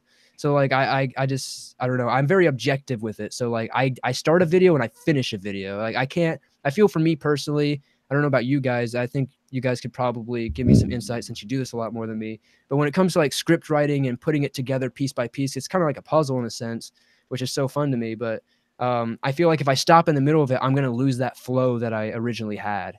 Yeah, there's definitely a flow to it. I'll literally write scripts in the shower, like when I'm thinking about it. Like if it's the core structure, then go back and write, like research to get the fine points of it right. But like if I have an idea of like an intro or even just like how it's going to be shaped, I'll grab my phone, step to the side, and just like peck it out in a note, and then that's going to be the initial rough draft, and I'll go back through and fill in the gaps. So. Yeah, and then the editing process is kind of similar. What we do is like Ethan writes the scripts and he sends it to me. I record it, and then when we're editing, I have to put the footage in there, and then so it's like in one sitting I'll put all the footage in where it needs to be. In the next setting I'll go in and add some special effects. In the next setting I'll go and tweak it some more. So it's like I can't break them up. Like I can't finish the whole video in one sitting or I'll go stir crazy. But I do have to like get a chunk, like whatever I'm working on, it has to be done before I'm done. Otherwise, I'm not going to fix it. Like, do you have like little checkpoints you'll make? Like, so you like sometimes I'll do that. Like, if it's a really long project, like when like I'm putting together my exploration videos or the docu series, because those take freaking forever.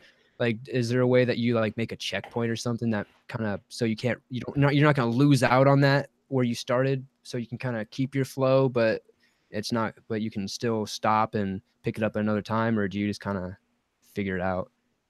A little bit of both. I try to have at least, I try to mark a stopping point and just be like, all right, from the get-go, this is all I'm doing. I'm going to get this done. And then tomorrow I won't have to worry about anything from yesterday. Basically, I want every session to be completely separate. So I don't have to worry about going back and fixing something that I, did in the last one. Cause I have a really bad habit. If I do that, of forgetting what I was supposed to do.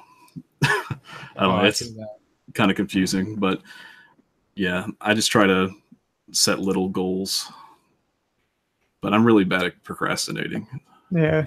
I usually, depending on the size of the video or the script, if it's bigger, I'll have an outline for it. And then just my normal day, since I do our work too, and my work is also like my family business, so like that's also like almost being my own, like almost self-employed, because I don't have anyone telling me what to do, so I have to like schedule out my whole day. So I make an outline of the day, when I'm gonna do what, when I'm gonna do Strangest stuff, when I'm gonna do insurance stuff, what I need to accomplish throughout it. And so if I'm usually more creative in the morning and when I get the most stuff done. So I'll try to schedule like the hardest things to try to do early on. Like I'll wake up really early, and then like sometimes like editing, I can start procrastinating if I'm like editing a video, or if it's a video I think is just going to be long and harder. Like if I don't have the clear vision of it. But once I have a clear vision, talking about like having a place to, like the flow, it being interrupted. Sometimes if I have a clear video for it, even like an idea for it for the edit, I'll go through and like write out. And when we film our stuff too, like I'll make a shot list of everything, and that helps in the edit too. So I have a coherent vision, but sometimes getting that vision is hard. So especially when you're going back and forth through different ideas, you might confuse yourself or overthink it. Oh yeah, definitely. Yeah. But yeah, I'm more of a night person, so we kind of like work on different schedules. Yeah, we're like opposite schedules. So he'll be going to bed when I'm like waking up. So Yeah, and my biggest habit is like, you know, Ethan, he'll send me, I feel bad, but he'll send me the script like a week before the video's due. And like 3 days before the video's due, I'll finally record it. And then the night before the video's due is when I usually do all of the editing. So it's like, I end up just, I leave it to the last minute. So it's like, I can't procrastinate. I have to get this done before I go to sleep. Like that's my goal. It's like, I can't sleep until it's done. And most of our videos that I've done have just been like, you know, 12 hours just fucking knocking it out. But it's not a good work ethic. Don't do it, kids. Adderall helps. Don't do Adderall, kids. I'm prescribed it. So when you making a video, what kind of equipment do you use? Depends on the video, but for most stuff, like right now, I'm just using like my my Procaster, by Rode Procaster. I used to use for the longest time until recently the Rode NT1 for narrations. Now I have a nice little Rode shotgun. I don't know the exact model. It's like $400, but it's definitely gonna make things sound way better. And I've just got like various like lapel mics and stuff for like outdoor stuff. But like I got 4-channel mixer. It's an Alesis. I don't really know all the specifics of everything else, but I've got basically everything you could possibly want to like make what I do audio wise. Plus, like if you wanted to say make some music or just do other stuff outside of it, you could definitely explore anything possible with these with this audio equipment, I guess, audio wise. But anything like video wise is kind of just super basic editing software. Like I'm really not anybody who's ever been known or prided themselves on their editing skills. But What editing program do you use? for audio, I'll use Reaper and Audacity, and for video, I'll go between Filmora and Premiere Pro. But I am actually notoriously known for using Windows Movie Maker a lot of the time. Nice. I didn't know that still existed. That was my start. You know how hard it is to get Windows Movie Maker these days? It discontinued it in like 2012. I didn't So know that. it's incredibly hard to get, but I have it. That's and awesome. I still use it for almost a lot of my videos, honestly.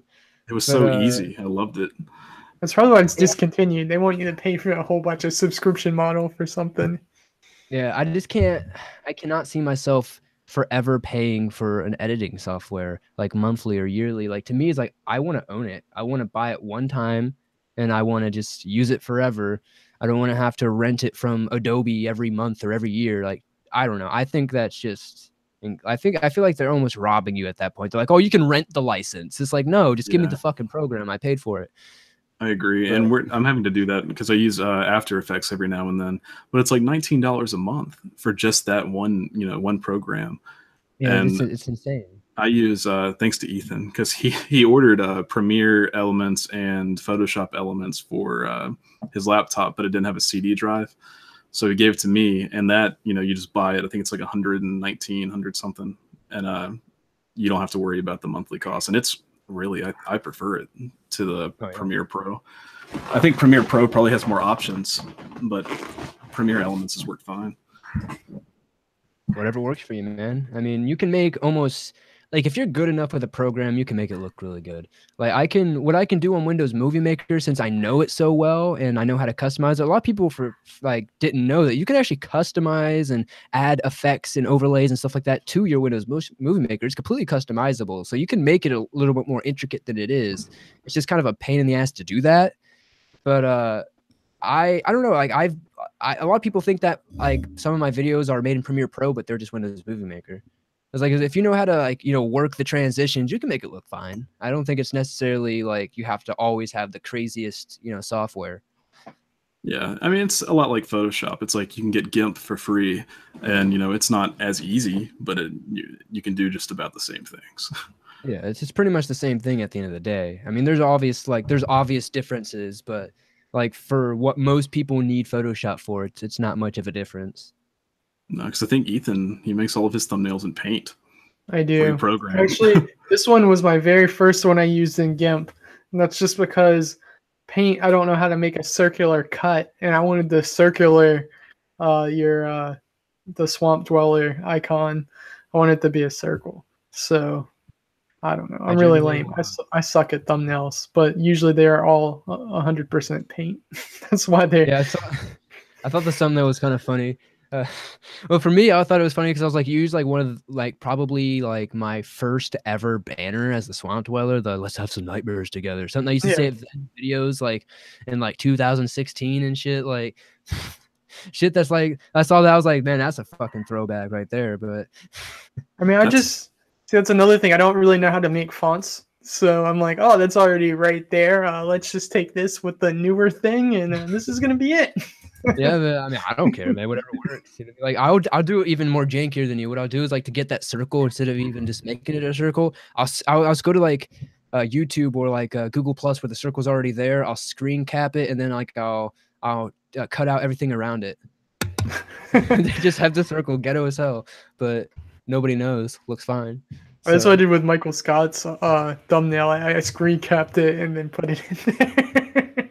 So, I would have had my camera on, but like I don't have my camera with me. I actually am setting up. I'm moving in the process of moving and stuff. So me and my girlfriend are like have everything all over the place. So I'm adulting now. I'm in that process of when you move in with a significant other and trying to, you know, when that significant other has like more clothes than you have I don't really know how many clothes, but like just imagine like Mount Everest, but like just clothes. You know what I mean? Like I don't know why a person needs that many clothes, but I mean like I kind of have like the room that I was in was like my bedroom at that time, but now it's my office. So like half my stuff is still in that room, especially all the cameras. All I have is like the table, like my foam and stuff, you know, and then like my mics. So unfortunately my cameras aren't set up. But soon I have a little setup that'll be a little similar to how Mr. Davis's looks, but like mine's gonna have a little bit different stuff, obviously, a little bit more swampy. But I'm going to be on camera a little, but not in the sense that people are thinking. But did you say you had foam? Yeah, like you know, like soundproof foam and stuff. Yeah. So do you do your recording in like a small room, or is it open with foam, or like because you know we both have talked about getting a more closed in recording area with some soundproof. I generally just record like I'm doing now, kind of an open, and it sounds fine. Like even when I didn't have the phone, it sounded fine, honestly.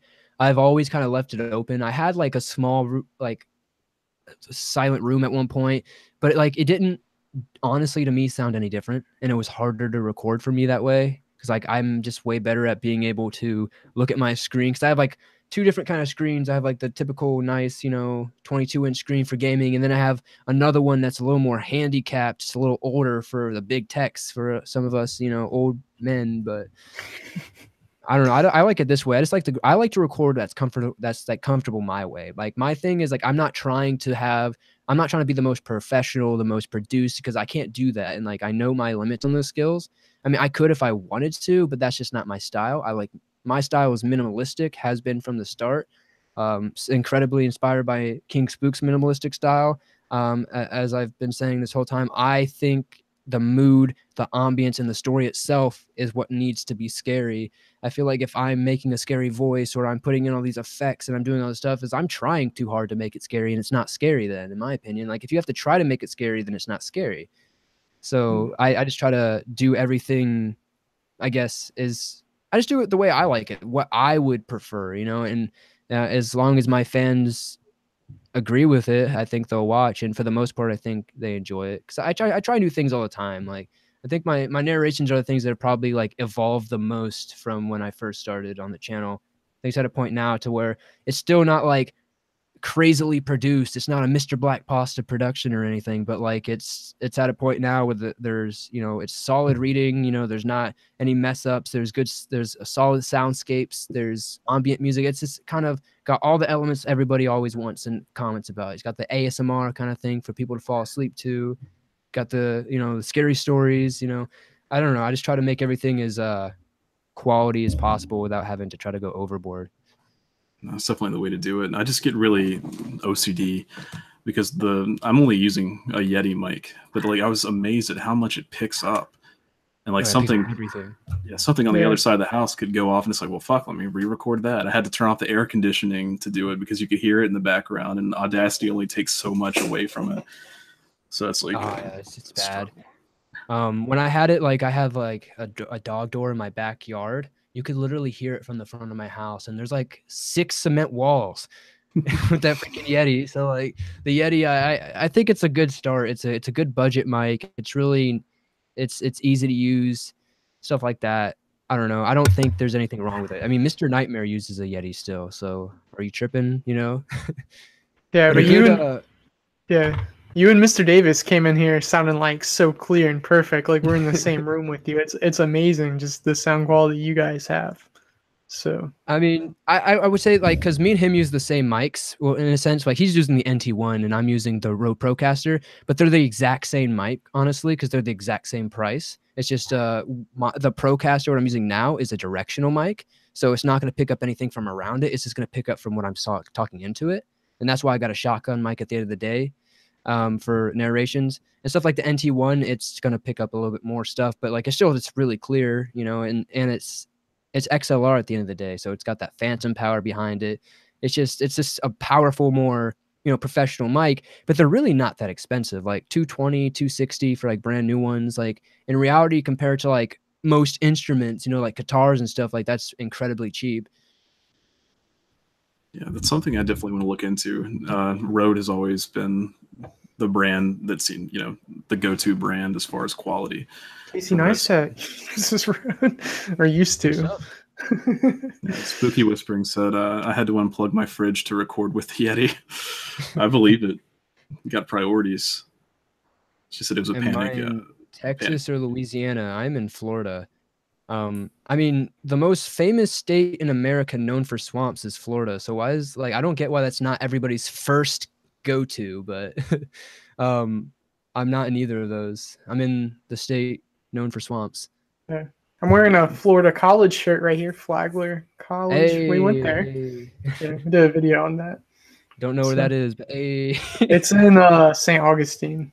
I've been there a few times. That place is haunted as fuck, dude. Yeah. That's why we went there. Even during the day, it's creepy. Yeah. You know what I mean? Like it's it's so creepy, man. I don't know. I like it though. I like going to the fort. Have you guys gone to like the fort and the lighthouse and stuff? Yeah, we're gonna make a video on that eventually. It's like made of clams. I still have like some of the clams that I cough stole from the wall as a kid in like 4th grade. God, they had like when we went, they had like security guards roaming over there. They yelled at Ethan for filming. This old guy kept yelling at me. Shit, man. I told him to eat my shorts or something. Yeah, I really liked St. Augustine. I don't know if I've gotten like desensitized, but like we went on a trip and it was Charleston, South Carolina, Savannah, Georgia, St. Augustine, Florida, and then New Orleans. And like out of all of them, I thought that St. Augustine was just the most chill place. Like I'm a beach person though, so like man, this place is super cool. It like doesn't even feel haunted to me. Yeah, it's like old timey, you know. But it's like it's the oldest city in America. Yeah. So I think like that alone just gives it such a cool like rustic kind of vibe. I don't know. I just love the way it looks because it's so like it looks almost the same. You know, it's like just like she sell houses and shit, like clam houses, and I don't know. There's still places in the road where you can see where cannonballs hit and shit. Like it's like it's hella cool. I think it's like really gnarly to see stuff like that, like history kind of just like imprinted in time. Yeah, and the lighthouse is supposedly really haunted too, which was pretty cool. And we went there and we got up to it, and we didn't know you had to pay to go, you know, inside it. Of course you did. And so I ended up having to go by myself, and I was like, oh, this will be cool. We'll get footage from the lighthouse. And I don't know why I didn't think that there'd be like 300 stairs you'd have to go up to actually get a view from the lighthouse. So by the end of it, I was just like, fuck the lighthouse. I don't care about it anymore. I got the footage. I'm done with it. Fuck St. Augustine. Like when you find out a lighthouse is just a tube of stairs. Yeah. See, there's not a lot of lighthouses near us. I assume there'd be an elevator. It's the 21st century, you guys. Yeah, man. Good shit, man. It's like it's 21st century as you're in an 18th century lighthouse. Like, what do you mean they don't have these 21st century amenities? They didn't upgrade it? Well, it's made out of Garbage. seashells, sir. What do you mean? I'm pretty sure that when we were in the fort, it's like, man, it'd be super nice if there was an escalator. What is all this It'd be nice rock? if all the beds in here weren't just cement slabs. That would have been great. Who designed this? Who designed this? Why are there spikes on the windows? It's like they're trying to keep somebody in here. Fucking Ponce de Leon. Didn't a Spanish king order this made? Come on, how did he not consider us? I feel like tour guides hate me because I'm just that guy. I was like, so you're telling me, brother, that there ain't shit on these, there ain't no bars, there ain't shit on here, and they just kept some fucking Indians in here. It was like, well, he was sick. I was like, brother, I may be sick, but you know what? I'm running my ass out here while I'm shitting myself too. Shit running down my leg. I'm gonna climb out that window, boy. I was like, oh, he was too sick. It's lit. I was just like, shit, man. I wish prison was like that now. Open ass window. Oh, he's sick. He ain't going nowhere. That'd be fun. Oh So, god. shit. All right, I have a question about swamp life. So is swamp gas a thing? Have you ever seen swamp gas? If you're talking about the sulfuric ass, Like the weird light shit that they Sulfuric say that gas. looks like that people claim are UFOs, but it's supposedly swamp gas. Whatever. yeah, that sulfuric ass. Yeah, it's Yeah. just sulfuric gas coming because especially in Florida, there's a lot of, especially where I live, there's a lot of sulfur mines and stuff. It's kind of where this town was built on, was a bunch of sulfur mines. So like a lot of times it'll bubble up in lagoons and stuff under it, and it'll pop up, and you get little lights sometimes flash from the heat and the chemicals and blah blah blah, science and shit. But yeah, I mean, I've seen it a few times. I mean, it's not like incredibly common because it's not like I'm out in the middle of a swamp, all night every night. But I've seen it a few times, and it's definitely creepy. It smells like shit. So you'll smell it. You might not see the light all the time, but when you smell it, brother, I tell you what. That's where Thank swamp you. ass came from, I tell you. Shit, brother, that shit smells like Shrek's ass on a fucking hot summer ass day as he been doing curl ups and benching 445. I tell you what, brother. Getting a can of cheap ass Thunderbird, make him feel better in the morning. We gotta Shit. rename the stream Shrek is Life. Shrek is Shrek is love. life. Shrek is life. He filled me with his love. All his green love. Do I still talk to D? Yes, Carrie, I still talk to D. I was actually just on his stream like 2 days ago. Me and D, I said it earlier, me and D are actually taking a trip. Is it August already? Shit. But the end of this month, we're taking a trip to Kentucky to record some interesting stuff, brother. And actually, this is such a big deal in reality because we might actually be obtaining the first real clear like footage of a Bigfoot, like actual like clear, because like the guy we're going to this place to interview a guy who's basically like this unknown legend who just has insane images and things that he sent me that like if they're fake, like this guy's amazing. But this guy is like an old Southern guy from Kentucky. He doesn't have internet, doesn't have computers. He doesn't know how to do anything but record the screen off of his little camera to try to show you his stuff because he's just that incapable of the internet and stuff. And I don't know, man, we might actually get some incredible video from it because he's going to turn over everything to us. He's going to like, that's why it says like a document series. Like he's going to give us, he's going to sit down, we're going to interview him, talk to him about all this stuff, and then we're going to go through all of his footage, and we might possibly have something. I don't know.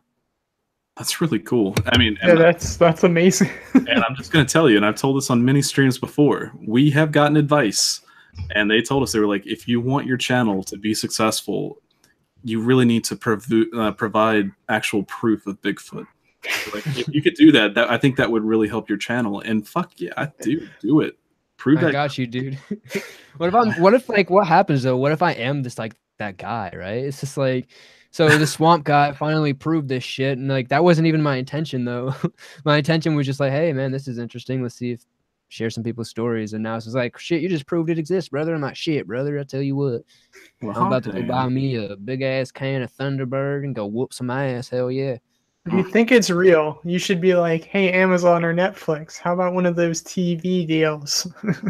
Hey man, So- hit me up. You know my email.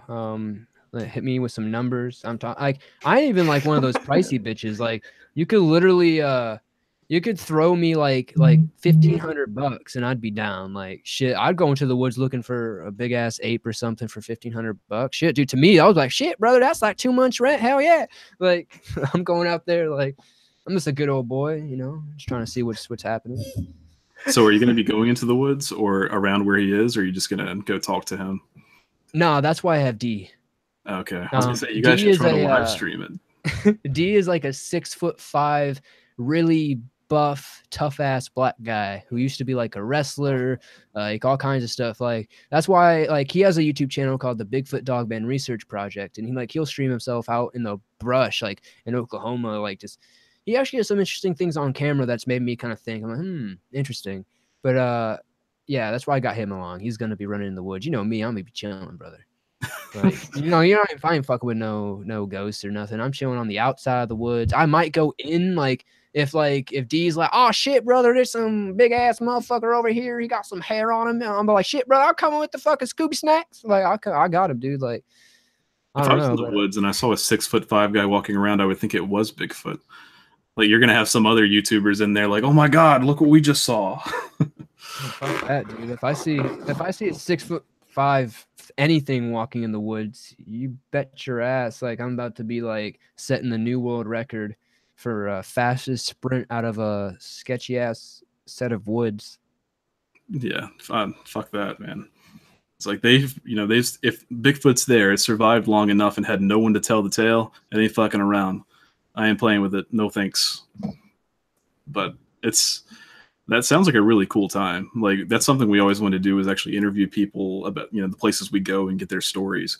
But it's just a pain, like trying to track people down, and then either they don't want to be on YouTube or they're just busy. So the fact that you're getting to interview them, that's really cool. I'm really excited on that. Yeah, like I don't know, it's something I've wanted to do for a long time, and I've been talking about for a long time, like doing things of that nature, like going out and actually making like a show out of it. But like stuff like that is really hard to do because there's a lot of funding that goes into it. There's a lot of just a lot of resources that go into that kind of stuff because like shit, just from this trip together, I have to get somebody from Oklahoma, somebody from Florida, somebody from North Carolina, and then get to Kentucky just to like make this just to get the trip done. That's not including all the we have to like we're not professional, so we're gonna have to figure out what's the right angles are, how to set up these mics, how to make sure like while we're in the woods we don't lose our GoPros that I just spent $500 a piece on, like shit like that. Like I don't know, I feel like it's just so much harder than like a lot, like I guess like most people would think it is. So like it's not as easy as being like, well, I'm gonna make a new series and I'm gonna record it and I'm gonna go do it. And like that's what I thought it was, but like as I started getting into it, I was like, oh man, there's so much more behind the scenes that I have to go, because most people forget too, you also have to get permits to record in a lot of these places, and like you have to get, because a lot of these places are private property that a lot of these like famous paranormal things happen at. So it's like Skinwalker Ranch over in Utah, like it's a very popular place, but like it's private property, so I can't just turn up and start recording. Yeah. Well, we're basically in North Carolina if you ever need any help. And we're pretty good at GoPros. That's what we use for all of our footage, which is like you would never think that GoPro footage would be as good as it is, but like it's amazing. Perfect. Even the mics are really good. Like they're solid. Yeah, like we've never had an issue. And like when we first started our videos, people were like, "Holy shit, that's so clear!" It's like it's a GoPro. And it's so much cheaper than a normal video camera. Hey, we're very budget friendly here. I'm all about that, man. If you can make something work for less, I'm all about it, dude. That's the hustle. Yeah. And then I got the drone, the GoPro drone. That was like the most expensive thing, but that was really cool. I've enjoyed making videos with that. Blake only takes it out on rare occasions. Well, the problem is people are still really paranoid about drones. And we've had a couple instances where I'm pretty sure someone called the cops on us. We were at a college and they have like these police stations where you can just call the police. They got the little phones. And I was going to land the drone. There was a lady like looking up while on the phone. Hey, like, I was at William and Mary. Yeah, and then I've also crashed it before, so that makes you a little paranoid. Like the thing about the GoPro drone is if it loses signal, it just goes on its own. Yeah, yeah, it went right into the trees one time, and then another time we were at the James River, and it just started going off on its own. So it's very, very scary. But, I bet. Good times, good times. The Strangest needs a drone. I got a drone, White Owl. We're good. Yeah. It's only in like 4 or 5 videos, but we got a drone. Yeah, I need to catch up on Blake. I need a green screen. Was it Elgato and a drone? I just need to catch up one day. It's a lot easier when you're single. It definitely is.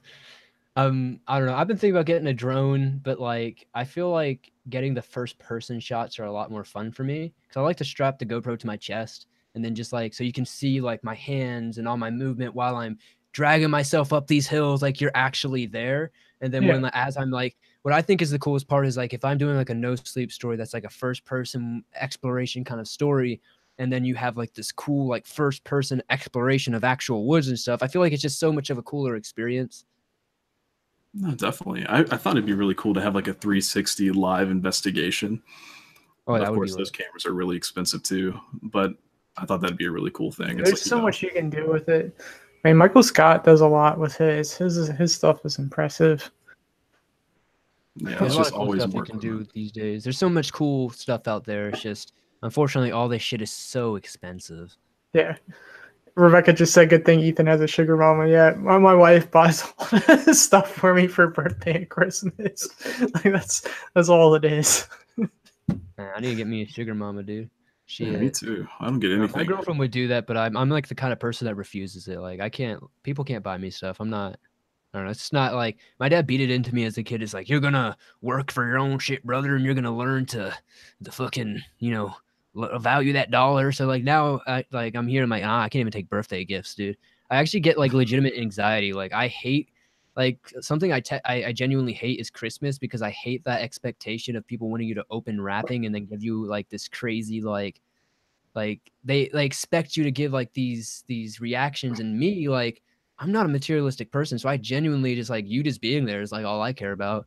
But it's like, they'll be like, oh, you didn't freak out about this shirt I bought you. I was like, yeah, I mean, it's cool. But like, I don't know. I just don't like it because I feel like people expect you to like react a certain way. And I'm just like, Yeah, I'm kind of the same way. And also it's bad because anything I really want, I'm going to buy it myself. Yeah. So it's like, White House said get a sassy cam. We have a sassy cam too. We just haven't used it yet. Yeah, and the times Blake has tested it, it comes out like super derp footage. I mean, we have a lot of footage we haven't used yet. We have like a long catalog.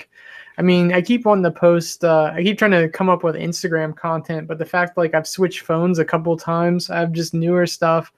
But I found one of the like Gravity Hill video we filmed, but we never put out, and I wanted to put that on Instagram, but I was like, we never made that a video. So, but I'll have to make. I gotta use Instagram more. It's just one of those things I don't really like. There's so much there's not much you can do on Instagram, you know? Like I feel like it's just so much easier to connect with people like on Twitter or Facebook. I feel like Instagram is kind of one of those disingenuous kind of things. It's one of those platforms that is like only used for marketing from bigger, like creators and influencers and stuff. So I feel like there's no social aspect of Instagram all that much besides kind of, it's like, hey, boost my ego, like my selfies.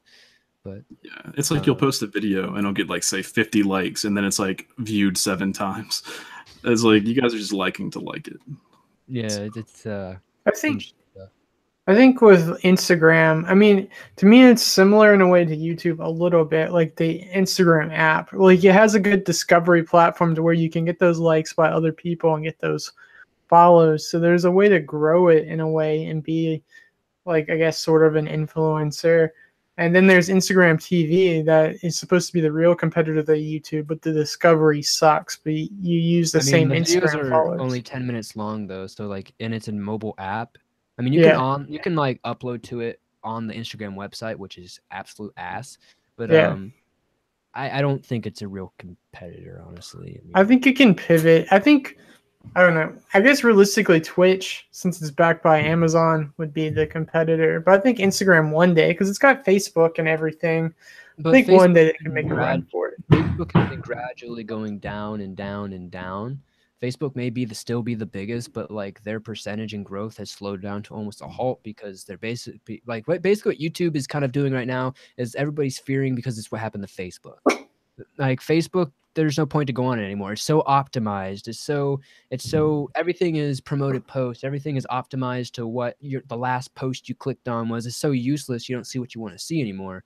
And like I get that's a lot of what people are fearing for YouTube. Like I said, when they were fucking with the sub feed, that's the last sacred thing we have. It's like at this point, like if you take away the sub feed, like you take away all of our reach. Like it doesn't matter if I have 60,000 subs and you have 6,000 subs. None of us are going to reach shit.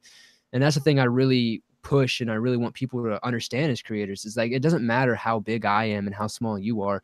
We all have the same exact struggle. We're all clawing and scratching for views. We're all clawing and scratching to grow. It's the same for everybody. Like just because you get 100,000 subs does not mean you all of a sudden get a free ride and you don't have to work hard anymore. Like it doesn't change. Like just because you have 100,000 subs doesn't mean you're getting millions of views. Like the work still has to go in. That's the only way it continues to go. Like you can't just go then stop. You have to go. Like there is no, like you see channels all the time that have hundreds of thousands of subs that get like 2K views a video. There's a reason for that.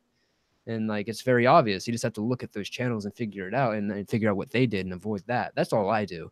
Like that's why I keep an eye out. But I think every channel has the same potential. In all honesty, like this is a genuine thing. And I think most YouTubers who pay attention to the algorithm like I do could probably agree with that. Everybody has a chance to go viral and everybody has a chance to really go big. Like you can, if you want to get into the semantics and say, oh, well, people with longer videos or people who are monetized, like, yeah, that's semantics. But in reality, any channel, how many channels have you seen that have 0 subs but have videos that are 30, 40 million views? There's tons of them. I mean, there's tons of them that just go viral with stupid clips like that Charlie bit my finger one and stuff like that. Like it doesn't, subs don't mean, back to what we were talking about before, like they don't really mean that much. Like all that really matters on YouTube is just that consistency and just trying to make everything better, even if it's just a little bit. Like people, I think the problem is everybody's thinking too big. Like they're not understanding that like those small numbers in the very beginning are the most important numbers. No, definitely. Really, I think the key to views on YouTube or any platform is basically just puppies. That's why we have, Sasquatch. And actually, I haven't. She's asleep. I'm gonna piss her off. Come here. I haven't actually showed her in a long time, but she's just been sleeping under the desk. So yeah, if you like puppies, subscribe to the Strangest. This is all we got. That's all the content. It's a fact. All right, go back to sleep. Yeah, it's definitely. Yeah, it's definitely always an uphill struggle.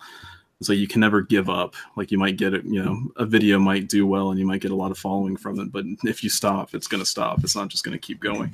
And I think we were kind of under the assumption that it would at first. Like it's like, oh, once we hit 1,000, it'll be so much easier. And it's like, oh, no, not really at all. It gets faster. Like your first 100 subs are the worst. You know what I mean? Like it's the slowest. And then your first 1,000, like once you hit 1,000, when people say it goes faster, not in the sense that it just all of a sudden magically picks up. It's the fact that you went through that super slow phase of getting that first 1,000. Those other thousands are going to start coming faster because you know what to do now. Like those first 1,000 subs are the most important for your channel because those are going to be your base fans from now to the end of your channel. Like those first 1,000 people are important. I have people from almost 5 years ago when my podcast started who still follow my channel, and some of them are still some of my most dedicated, and they every video still comment on it. Every stream they're there. Like there's like I feel like that initial come up, even though it's small numbers, those are the most important ones because those are the ones I feel like are going to stay with you for the longest. Because you're going to hit trends. You're going to have videos that are going to blow up. You're going to have tons of people join your channel here, but only a very small percentage of those people are going to be the ones that don't need a notification to come, that don't necessarily care about what you're doing. They just want you to do it, and they're down to support it. So I think you're going to get a lot more of those from these small come ups, because it doesn't happen overnight, and it didn't happen overnight for me. I mean, a lot of people think it did. I grew very fast, but I didn't grow as fast as people say. I mean, like if I was growing as fast as people say, I would have a lot more subs. I mean, for sure. But it's very consistent, and I think that has to do with just myself being consistent. Yeah, and that's the biggest thing is consistency. And it's tough. I mean, like our videos, the way it works is like we usually only get one out a week, and of course the algorithm doesn't shine well on that.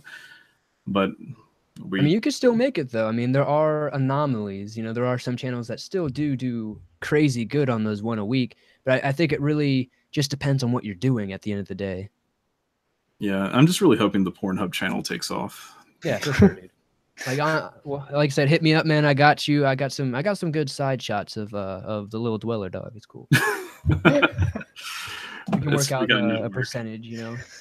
You know the right angles to work.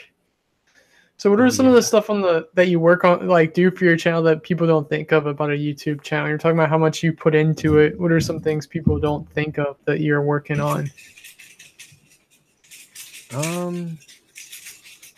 Like what I work on that they don't know that I work on. No, like talking about like making sure it's successful. Like you're talking about doing all this stuff like for the channel. Like how much? I mean, we could even say like how much does your day like revolve around YouTube? Like making content. Like what's the day around it? Like, and how do you deal with days when you don't feel like creating? I mean, you talked about how like some days you could take a day off, but what about if you just feel like completely blocked? Like you can't write, you just can't make stuff. I mean, does it bother you, or do you just tell yourself you have to create, you have to keep pushing through? At one point, I would force myself to go through, and that's when I started to become burnt out and unhappy, because I was at a point where it's like I had to have a video every day, and like because it's just like more of when you dedicate yourself to something, you know, it's really hard to stop doing it. It's like it's almost like, you know, a drug in a sense. You can't just go cold turkey on a lot of them. So like you kind of get those withdrawal feelings, and then you get that feeling of anxiety because it's like, oh, you're gonna let down your fans and all that. For me, I think what keeps me doing this at such the level for as long as I've been doing it, especially on the output level, is that like I just like if I'm not into it that day, I will not do it. You know what I mean? That's why I keep myself at least a week ahead on videos, at least 5 or 6 uploads ahead, stuff like that. So if I need to, I can take that break. You know, like because if I'm not feeling it that day, I can't come up with something, I don't want to record, I'm not gonna put that, you know, that's just gonna be stress on me. It's gonna be a shittier product at the end of the day because I'm not gonna care as much about it. I'm just gonna be pushing it to get it done. So I feel that like it just for my mental health personally, it's like it just makes it easier on me. Like I'm like, okay, I'm not feeling it today. I'm just not going to do it today. But like what I'll do instead of that is like I'll go and because there's so much more than just recording, you know. I got to go through the email. I've got to read through all the stories initially because most of them are unreadable if I'm honest. But I have to go through and find ones that are good. Then I have to take them out of the email. I got to put them in a in a PDF file. I've got to edit them. I've got to make sure it's grammatically correct. I've got to make sure everything is historically correct as well, factually correct in the sense of like somebody says that this happened in this town by this building in this town. I have to make sure that that building actually is in that town because Google is, I mean, most people on YouTube, I'm going to be real, like they're not going to be like, they're just going to comment down below, oh, where's that at? Or like, oh, that's true for sure. Like, you know, they're not going to take the time to just Google it. But for me personally, just to make myself feel better and just to cover all my bases, I like to just make sure that for the most part, the stories are, I don't know. I just feel like I don't know. I just try to make sure every story's quality. You know what I mean? Make sure everything is worth telling. There's just like a lot of quality control that goes into it behind the scenes that, you know, nobody would really know about because I mean, most people see this channel like, oh, he just reads stories or he just finds things on the internet or et cetera, et cetera. But there's just so much more that goes in behind that, especially for mine. It's a viewer submitted show. Like, like I am self-sustained on my own content. So I don't necessarily have to go to somewhere like Let's Not Meet. Cause I feel like I would be just very bored of that if I was just doing Let's Not Meet stories this whole time. Cause like, oh, I go somewhere, just read stuff that's kind of pre-written. It's kind of very redundant and whatnot. But I feel like doing this, I get everything, you know, because there's like you're not gonna find cryptid stories in Let's Not Meet. You're not gonna find alien encounters there. You're not gonna find paranormal stuff. You're not gonna find all these weird, unexplainable things. You're not gonna find missing people accounts in there. You're not gonna find anything about state park disappearances or anything like that. So there's so many cool things that you won't find in an environment like Let's Not Meet. So I feel like when you open yourself up with like an email or just kind of in general with this quality control, you can go into things like when I go into different series, I think they're higher quality than they would be initially because I went in with the research behind it, you know, like skinwalkers. Like before I started doing the stories, I read up on what skinwalkers were, so I knew what the hell I was talking about. Like if I was reading a story, I don't think I could necessarily read it or try to make it scary if I just didn't know what I was talking about. Like if it's like some monster, but you don't know what it looks like, or you don't know where it came from, or you don't know anything about it, are you really going to be able to convey like the fear somebody felt by seeing it? Yeah. But I don't know. I think most people just don't realize how much effort and time actually goes into the quality control and just like the editing and the behind the scenes. Because I think 90% of what I do is just behind the scenes. It's just, you know, quality control, just, you know, analytics, SEO, stuff like that. Like there's so much stuff I could talk about, but it's really hard to think off of the top of the head what goes into a day, I guess. Because like every day is different, but like it just, I guess, like if I'm like down for content, I can record multiple videos in a day. Like I can get like a no sleep story done. That's a video. I can get, you know, a batch of allegedly true stories done. Boom, there's a video. I can get an explained video done. Boom, there's a video. It just depends, I guess, on the day, how I'm feeling, how productive I am. But I would say probably more days than not, like if I'm not feeling it, it's going to be one of those. I think a more important day is just, you know, getting the content ready for the future. So then it's all lined up. So I can just get up, wake up, boom, script's done. I can read it, I can record it, I can edit it, upload it. So I feel like just getting myself ahead in general is probably a typical day. Yeah. That's awesome. We need to do that. Like I keep telling myself I'm going to make some videos to have for a rainy day, but I'm like, my motivation's always in the toilet. Yeah, we started out like 6 videos ahead, burned through. Then we were doing like week by week. And I got a little bit ahead. And this summer, like then June, I was like 5 videos ahead, but then it tore through.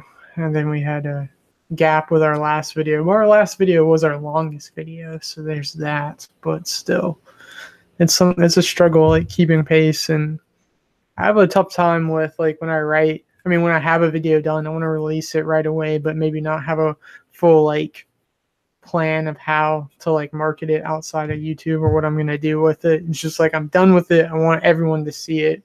And one thing like Apex TV said, like, oh, you should like wait a day and then release it. That way you have a day to sit on it, think about it, kind of get like more ideas about where you're going to try to post it further. So yeah, been trying to do that a little bit. Yeah. I come in with a plan too. That's why I really like no sleep stories. And if I'm going to be rudely honest with a lot of people that don't like to accept it, most no sleep stories only blow up because they're clickbaity and their titles are clickbaity as fuck. So like, like that's what I like when I'm doing a no sleep story. That's the first thing I look for. What's the most interesting clickbaity title that's going to pertain to what my channel is about, which is nature. So if I can find a really good clickbaity type, you know, like I'm a wilderness guide or something like that, something that's popping, like my park ranger series, undeniably probably my most successful series on the channel. So I was like, okay, if I do something that's still similar but a little bit different, which would be a fictional story, and I can promote it in a good way, like that's the fun of no sleep. It's written as if it were true, so I can get in the character of it and promote it like I work as a local police officer and I found something creepy in the woods, and I can promote it like that on Facebook and Twitter and stuff. And it'll push that video so much farther. People really underestimate Facebook. Facebook some days is over 50% of my views. Like, so Facebook is important.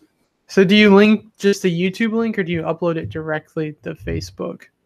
Oh, I do. It depends. I have Facebook exclusive videos and then I have my YouTube videos. I didn't know that. I saw where you were so active. See, when I was doing the research for the live stream, like a lot of people's Facebooks are kind of dead. Ours is we do a little bit, but not much.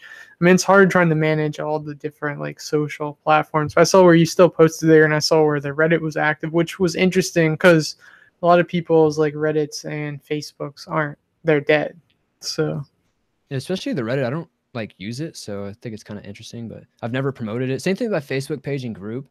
I've really started this project just seeing how far I could organically grow my social media without really plastering it in my videos. And only recently have I really mentioned my social media in videos. But like I have a Facebook group of over 1,000 members, never mentioned it once, you know. Damn, that's really cool. At 1,000, never mentioned it once. So like I think they're very important things. Plus I'm just members of tons of groups. I'm admins of a ton. Like I've just like a lot of those groups that I gotten good with, which have helped my growth a lot, are just from stuff from the podcast, which made it, I guess, helped me in the long run, because now I have like these super dedicated communities that are massive with like 30, 40, 50,000 members in it that I'm a moderator of. So they automatically see me as some guy of power anyway, which I think is funny. But they see, like, they really support the videos all the way from then to now. But I think the most important thing about social media and marketing is that you can't just post a link and leave. You need to have like a paragraph of something that's going to pull them in to click to that video. And that's why I think No Sleep is so easy and so fun to promote, because you can get those good clickbait titles with the good stories, and you can just really get into the character of it and promote it really well. It's like, I work as a wilderness guide and there's some creepy stuff happening in our local woods. Here's what I saw. You know how many people are going to click on that? Tons of people. Because they're going to be like, whoa, what the fuck did he see? So it's just like, it's all about how you promote it, really. No, I feel it like really a lot of is. people just upload and leave. You know, you can't just dump the video and go. I mean, it works sometimes. Like sometimes I forget to, post to Facebook and Twitter and stuff like that, and the videos still do fine. But more often than not, the videos for me that genuinely do the best and blow up and stuff are ones that I've spent the time to really post to Reddit and post to YouTube and Facebook and all the above, Yeah, we tried to do that a few times. I may have missed a bit. I had to step out. But like Facebook, we didn't have a very good turnout with it, but we might have just not been working it the right way. But like when we were trying to advertise, we tried, Twitter, and they have their advertising system, and then YouTube, and Facebook and Instagram, they have their own things. We used Google Ads for a while. That was pretty neat. But Facebook we struggled with. Like our videos, like the ones that I can think of that, like, think about like a title and stuff that like, if the clickbaity, where you could clickbait people on other social platforms that have done the best, have literally been like the Hinter Kaifek and the Charles Whitman ones, where I already had their videos that I always wanted to make and had like the title where the thing that kind of drew me into it, and I was like, okay, we can market it this way. But then there's a lot of videos still, like 50% of the time, where I'm like, at the end, after the video is done, I'm like, how am I going to actually promote this? Like, how am I going to get people to click? Because I just had this idea and I went with it, and I didn't think about the marketing aspect until the end. And I went to college for business, and I still struggle with this shit, and it pisses me off. Yeah, dude. So, I have a degree. I didn't go to college for it, but I do have a degree in business marketing or management, excuse me, more specifically. But I don't know, dude. Like, even though like I went through those classes, they didn't teach me shit that I learned on YouTube. Like, YouTube taught me so much more than that that degree ever did.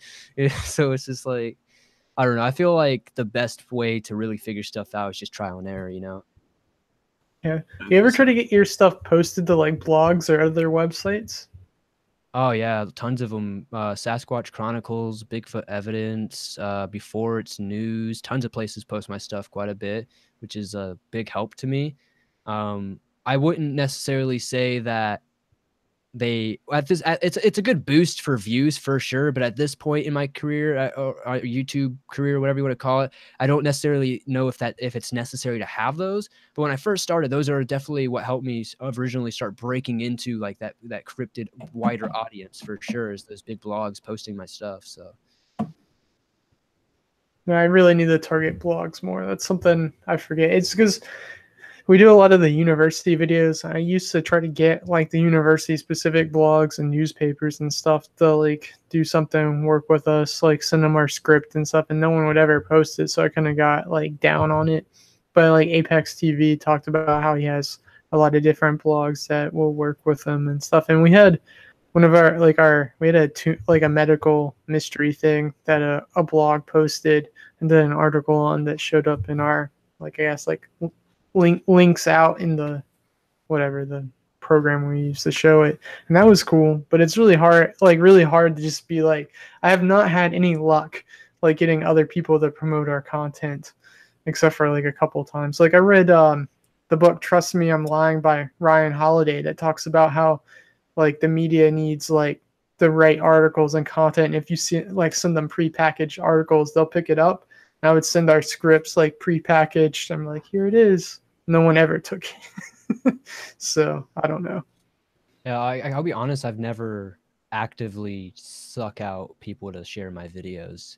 Yeah. So it just happened because, you know, they were relevant to what they were sharing on their stuff, and somehow they came into contact with it, and it worked out. I just don't think there's as many blogs as there used to be that have a real reach, honestly, especially in the age of, you know, vlogs and everything being more centered toward video, and, you know, trying to bring in that audience for as quickly as you can for as long as you can, since that's pretty much what YouTube is built off at this point. But or the whole internet, I should say. I don't think it's fair to say just YouTube is built off that clickbaity, like extreme, like how are we going to pull people in the first 10 seconds? I think that's kind of like a given for any sort of media, but I don't Yeah, I'm know. all like, I either read the comments like on Reddit or I'm watching a YouTube video on it, like that's telling it to me directly. And there's no in between of me like reading the article online. Cause usually, I mean, so much of it is like just bullshit journalism. I'm like, I could write something better than that. Why am I reading this right now when I could just read someone's top comment that summarizes it in 2 sentences?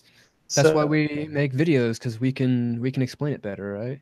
yeah, I mean that's a real thing though. Like one of the reasons why like I wanted to do YouTube was like the channels, like you talked about narration channels that you didn't know existed. Like I didn't know the horror genre was as big as it is now that we're involved in it. I just watched like top fives and I love top fives, so I was like I could do something similar better. Like, and that's where I was like we could do it like Casey Neistat, like vlog stuff. We'll go there and just put it to the narration. We'll just combine the two. So I Definitely. don't know.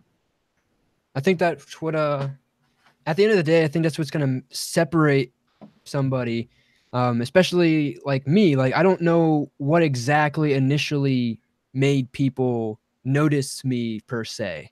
That's why the only thing I can really think of is that I wasn't jaded at any point. Like, I didn't have that fangirl perception. Like, say I didn't know who Corpse Husband was, so I didn't give a fuck about him. And like, so it's like not personally. I've talked to him a few times. I think he's a nice guy, but I'm still in the same boat. Like, he's just a dude with the YouTube channel, you know, and that's just me as a person. So I just didn't have anybody else that I wanted to sound like, and I didn't know what else to post to sound like. So I think at that natural progression just kind of came, and this I think it's just so much better and more organic, and just kind of sets you apart subconsciously, even though it's not necessarily super different content wise, but the fact that it came from a different realm, I think is what really separates it a bit. Yeah. Speaking of Corpse Husband, my wife used to follow him on YouTube or subscribe to him because of Graveyard Girl like shouted him out, and she does the whole like Swamp Family thing like that. Have you ever tried to hit up Graveyard Girl for a shout out? Because you'd literally like fit her mold of content. I So I'm gonna be honest with you. I don't know who that was until more recently, just like the Shane Dawson stuff, because I love Shane Dawson. But yeah, like I knew of her because like people would like a good friend of mine, Southern Cannibal, got a shout out from her as well early on into his YouTube thing. And people were like, "Oh, Southern Cannibal is only popular because of Bunny," and I didn't know who the fuck Bunny was. But like yeah, then I learned who like Graveyard Girl was. I was like, "Oh, cool." The only reason I really know of her is because there was this one guy who was obsessed with me or her or something, and would just not stop trying to report my videos because he thought I was ripping off her Swamp Thing. And I was like, I don't even know who the fuck Graveyard Girl is. Like, who is Graveyard Girl? Like, I was like, I don't know. So, like, I looked up her channel. She did like beauty stuff and like yeah. unboxing. She's all over the place. So I was like, what? Why are you mad at me? I don't even know where she's getting the Swamp Queen thing from. I think that's bullshit. But you know, whatever. I'm not gonna hate. She started with paranormal like way back in the day, supposedly. I just know her because like my wife, she like falls asleep to it and everything. She really Yeah. likes her, and my wife like is literally what got me into YouTube to begin with. As like just watching it a lot, besides just like a cat video. Well, like she's the one who got me into like oh you can subscribe to them and like follow them like kind of like a TV show. It's But almost like that for me at this point, to where like I don't really watch Netflix or TV or anything. It's just I just watch YouTube because there's yeah, so like at this point there's so many YouTubers who have the means to create things that look just like TV shows. Like, and I watch so many different people.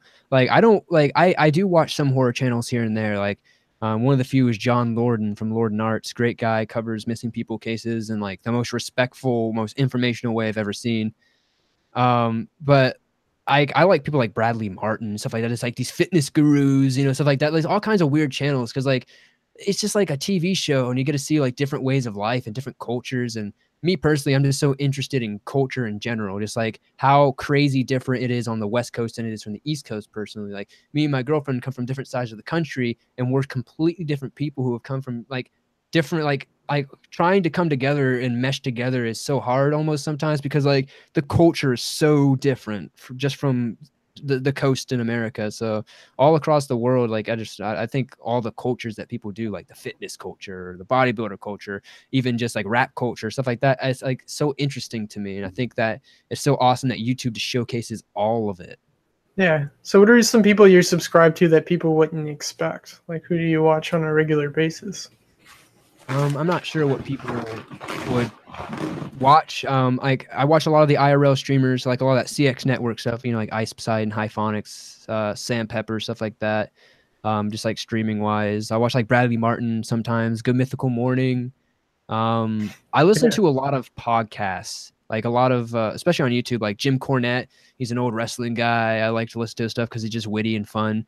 I like to listen to like No Jumper podcast, I'm 22, stuff like that, because you can learn so much, especially when they mainly interview rappers, but you can learn so much from people when they talk about their come up, how they got up there, how they did that. And I watched an interview by No Jumper of Keemstar, and Keemstar actually taught me so much in that interview about YouTube, how YouTube ads works, how discovery works. Just from that interview, I probably learned YouTube way better and probably doubled my subs because of that interview.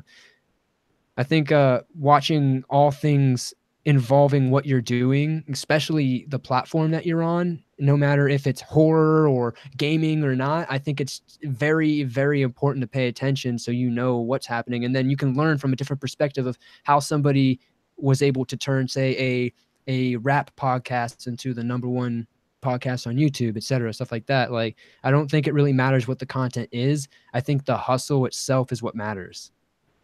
I really like that, man. You're really inspiring guy just to listen to. You're really optimistic just about the internet. One time just a couple of weeks ago, we went to the bar with my wife and one of her friends, and she brought one of her guy friends who turned out to really be in the podcast. And I just talked to him for like 4 hours about podcasts, because that's what I listen to at work is like podcasts and YouTube in my downtime, or when I just have like a shit ton of like computer like input stuff that I have just to put in. I have nothing to do but like be on the computer and I can listen to something.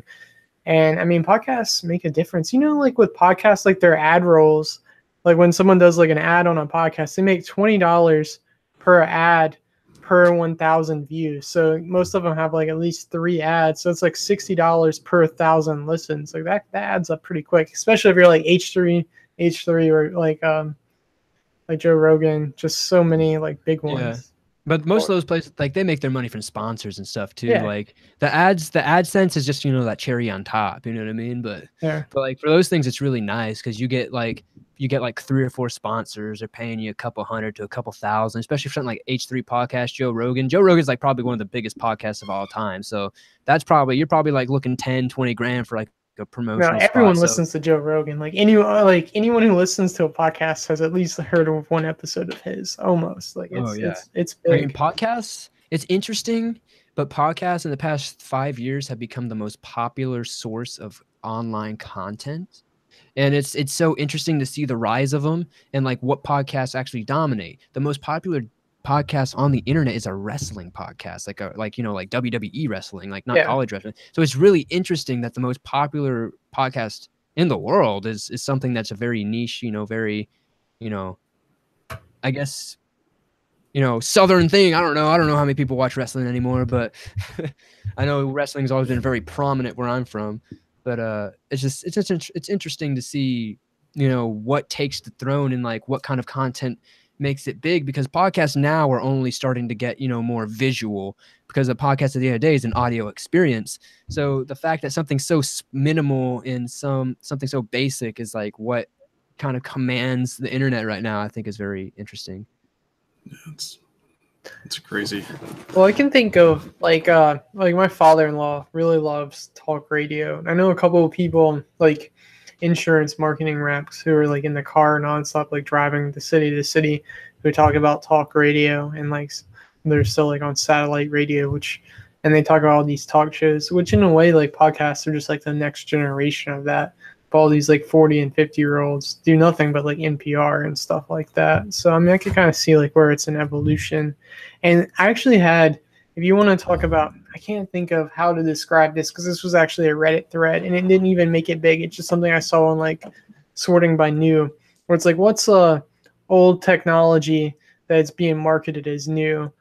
And one thing I can think of is streaming on YouTube, like the people who stream like music, like just nothing but music. You listen to a music stream. I used to think that was like so cool, and then I just realized that's a fucking radio station on the internet. Yeah, it's like the like, I same felt thing. so retarded. Like that's nothing new. So The same thing happened to me, honestly. Like a friend of mine, not gonna name any names, but it's like I have this super crazy idea that nobody's ever done, and like everybody's gonna know who it is when I say what's happening next. But it's like we can do a radio station 24/7 of just scary stories. It's the most innovative thing, dude. We have to do it. And I was just like, but don't people already do this? He's like, no, don't. It doesn't matter. People do it. This is innovative. And I was like, okay, man, fuck, go do it. But like, I don't know. I feel like if you make it seem exciting and new, people will believe it's exciting and new. Because like I think so many things that we all get hyped about, like the new iPhone, it's just the same fucking thing with like an extra centimeter of screen. Like it's just like what are we really excited about, you know? Yeah, it's like the new iPhone. All right, you like emojis? We're gonna give you emojis, but we're gonna make them fucking animals. It's $1,000. Never seen that before. Yeah, $1,000. It's gonna be great. Everyone's gonna use them, and yeah. Oh well. Damn, we've been at it for X at the end 2.5 hours. Yeah, I'm sorry you guys for taking up so much time. God, I gotta get to my other YouTube channel. Shit. Yeah, man, I got relevant channel things to do. No, I'm sorry. Thank you so much for taking up so much of your time because you're awesome, dude. I'm really sorry for taking up. Like, oh, just drop the bomb, you know. It's not kidding. I've got nothing better. I just cleared my whole night for this. So I was like, I don't know. Yeah, we appreciate I don't do these things often. I get invited on these all the time, but I never really do them because it's just not my thing. Like I kind of learned very early on. Like I streamed a lot when I first started, but like I learned that like it wasn't really me that killed my love for streaming. It was everybody else who came on. And like I had people literally get naked on stream, get drunk on stream, just do stuff on stream that could have literally gotten my channel removed. And like after like that one big like celebration for like 10K or whatever it was, I just decided not to stream with people on my channel anymore. But just for safety, after the guy got nude, literally, I don't know what happened. The dude got super drunk. He was nude. All of a sudden, he was in his bathroom. I look at my screen. There's an ass on the screen. I'm like, oh, shit. Hopefully no dick and balls showed. So, yeah, that ever since then, I'm just like, yeah, I can't. I don't want to risk that, especially like when you've built so much, you know, it's like one thing that somebody else does can like ruin that for you. So, yeah, and that's something we didn't really think about, you know. You never know what someone else is going to do. You know what you're going to do. But I mean, for us, luckily, everyone we've had on has been really professional, except you. Yeah, I got you, dude. But no, it's been good.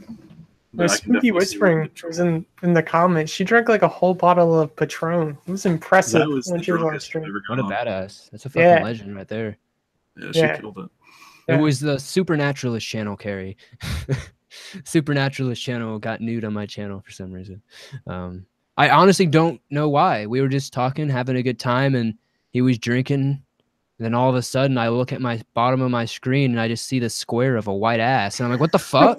Like he was getting. I don't know if he thought he turned it off or something, but I don't know, man. But like that was just like because I had a lot of sketchy things like that happen before with like a bunch of channels. Like there was a guy by Mr. Deep Web who was kind of popular for a minute, and like he was on a few of my streams and was get belligerently drunk and do stupid stuff like that. A lot of channels just kind of did dumb stuff. And at first, like, I was really just like, oh, let's be social. Let's make friends. Let's be nice with everybody. But then, like, after that, I was like, oh, man, I really got to be careful of, like, what I'm doing, man. Because, like, after seeing, like, so many other people just get their channel taken away for dumb reasons, I was like, I need to really be more, I guess, proactive on making sure I'm not just doing whatever I want in a sense. Which I still do whatever I want, but like I just got to make sure I'm not like bringing the wrong people on, I guess, because like nobody wants nobody wants to lose their channel because some guy decided to go over the line or be too edgy or be, just do something that was just not called for, I guess. So Yeah, do you have a definitely. plan B if you lose your channel? Like what would happen if you like woke up tomorrow and you got like super striked or like super like demonetized? Do you have like something else in mind, or is it just like ride it out, start again?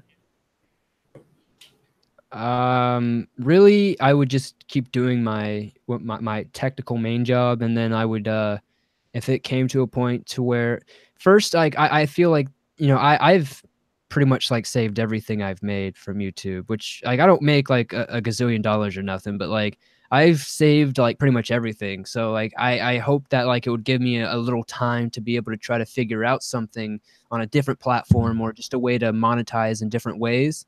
And that's what I'm always looking at now too, is just always trying to find sponsors, always trying to find different ways to monetize, just trying to do things that I don't have to be so self-sufficient on YouTube. But if YouTube just disappeared, I'm not going to start a Patreon. I'm not going to start a GoFundMe, nothing like that. I would just, if I had to, just go to Walmart or go where I need to go. Go where they're hiring, go where there is to make money. That was just how I was raised. I wasn't raised to sit around and like I Patreon is fine for whoever has it, but for me personally, I'm just not somebody like that. Like I would rather sell a shirt or something. You can get something out of it. And like I've kind of had that same mindset on it from the start. I just like I don't know. Patreon's just not my thing. I don't like. It goes back to like that kid thing for some reason. Like Yeah. I don't like presents and whatnot. Like I just don't like being given things. I'd rather work for it because it means more. And that's just kind of like what my dad made me do my whole life. Is just like always work for what I wanted. Like all my MP3s, all my cell phones, anything like that I had as a kid, I worked for and bought myself because my dad made me, had to go out and mow lawns or go out and do chores or just do stuff that I would have to do to, get what I wanted. So that's kind of like what I would do now. It would suck. Honestly, it would really suck to be demonetized completely or be deleted or something like that. But I wouldn't, I mean, I would be depressed. I'm sure I would. I can't say that it wouldn't bother me, but I wouldn't let it stop me from, I guess trying to push on and figure out what I got to do. Because at the end of the day, like, just because something bad happens in your life doesn't mean taxes stop, bills don't stop. Life keeps moving on. It's not going to stop because you're sad. So I would have to just figure it out at the end of the day. No, I really like that because I don't know, my grandpa has this thing where he says, when people talk about like wealth, like being all over the place, like billionaires. Like if you took away all the wealth today from the world, then like 90% of like the wealthy people would be the wealthiest again if you took everything away because they have the grind, the hustle, like the ones who made it. Like I read a thing about like Mark Cuban, who's a billionaire and owns like a basketball team. It's on Shark Tank. He talked about how like if he had everything taken away, he'd just like get a job, then he would get a second job bartending, and then he'd find a job in sales that paid the most commission, and then just like slowly grind it back up to where he was again. Like I don't know, you just have to keep doing it. I mean I don't know. It's hard to realize though. I mean a lot of people like kind of society, it's like kind of like you should just give up or like complain about stuff, and it's easy to do, especially with social media, and you see other people and you can self-doubt yourself even easier. So Yeah, there's a lot of complacency in today's culture. yeah, A lot of what's been going on the past 10 years or so is really just everything is being like there's so much inventions that are really cool, right? That are really snazzy and yeah, convenient, but it's like unneeded shit, you know what I mean? Like do we really need like chairs that automatically go back and move for you? Do we yeah, need, like walking robots that can do whatever, like stuff like that? Like, yeah, sure, that's nice. But like stuff like that is I think putting people in a mindset where everything is handed to you and you don't have to worry or work hard or stuff like that. And I'm not saying that's the case for everybody, but I do think that's probably a big part of it. And like a lot of people they see other people like say Jake Paul, right? And they see somebody like that in 6 months, he had 6 million subscribers, never done before on YouTube. Huge, huge. But what he was doing was obviously over the top clickbaity shit. But now everybody's doing that because they follow suit too. I feel the ones that make those big impacts are the ones that do something, from originality. They do something from just because they want that. You know what I mean? You have to want something to get it. If you don't like everybody wants to be a YouTuber, but nobody wants to put in the work to be a YouTuber. You know, like it's the same thing at Walmart. I worked at Walmart for 5 years, and I had people come in almost every time that I'd train them and say, "This is the easiest job I've ever had," and then they would go to lunch and leave and never come back.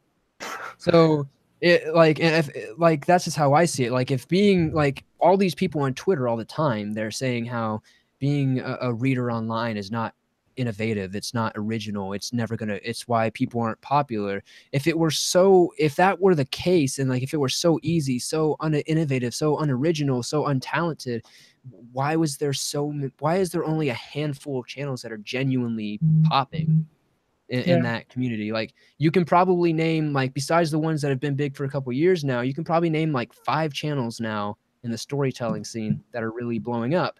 So if it was so easy, if it was so unoriginal, if it was so necessarily, you know, no effort going into it, wouldn't you think there'd be a lot more, you know, bigger people in that field? Because like gaming, almost every gaming channel has 1 million subscribers. Almost every vlogger has 1 million subscribers. 15, 30, 50, 100, you know what I mean? Channels that have millions of subscribers in the same thing. Why is it that this one little community doesn't have that? It's because it's not that easy. You know, it's a lot. It's very easy on paper to say, yeah, I'm going to read a story, but it's a completely different thing to tell a story. Yeah. Yeah, that's definitely true.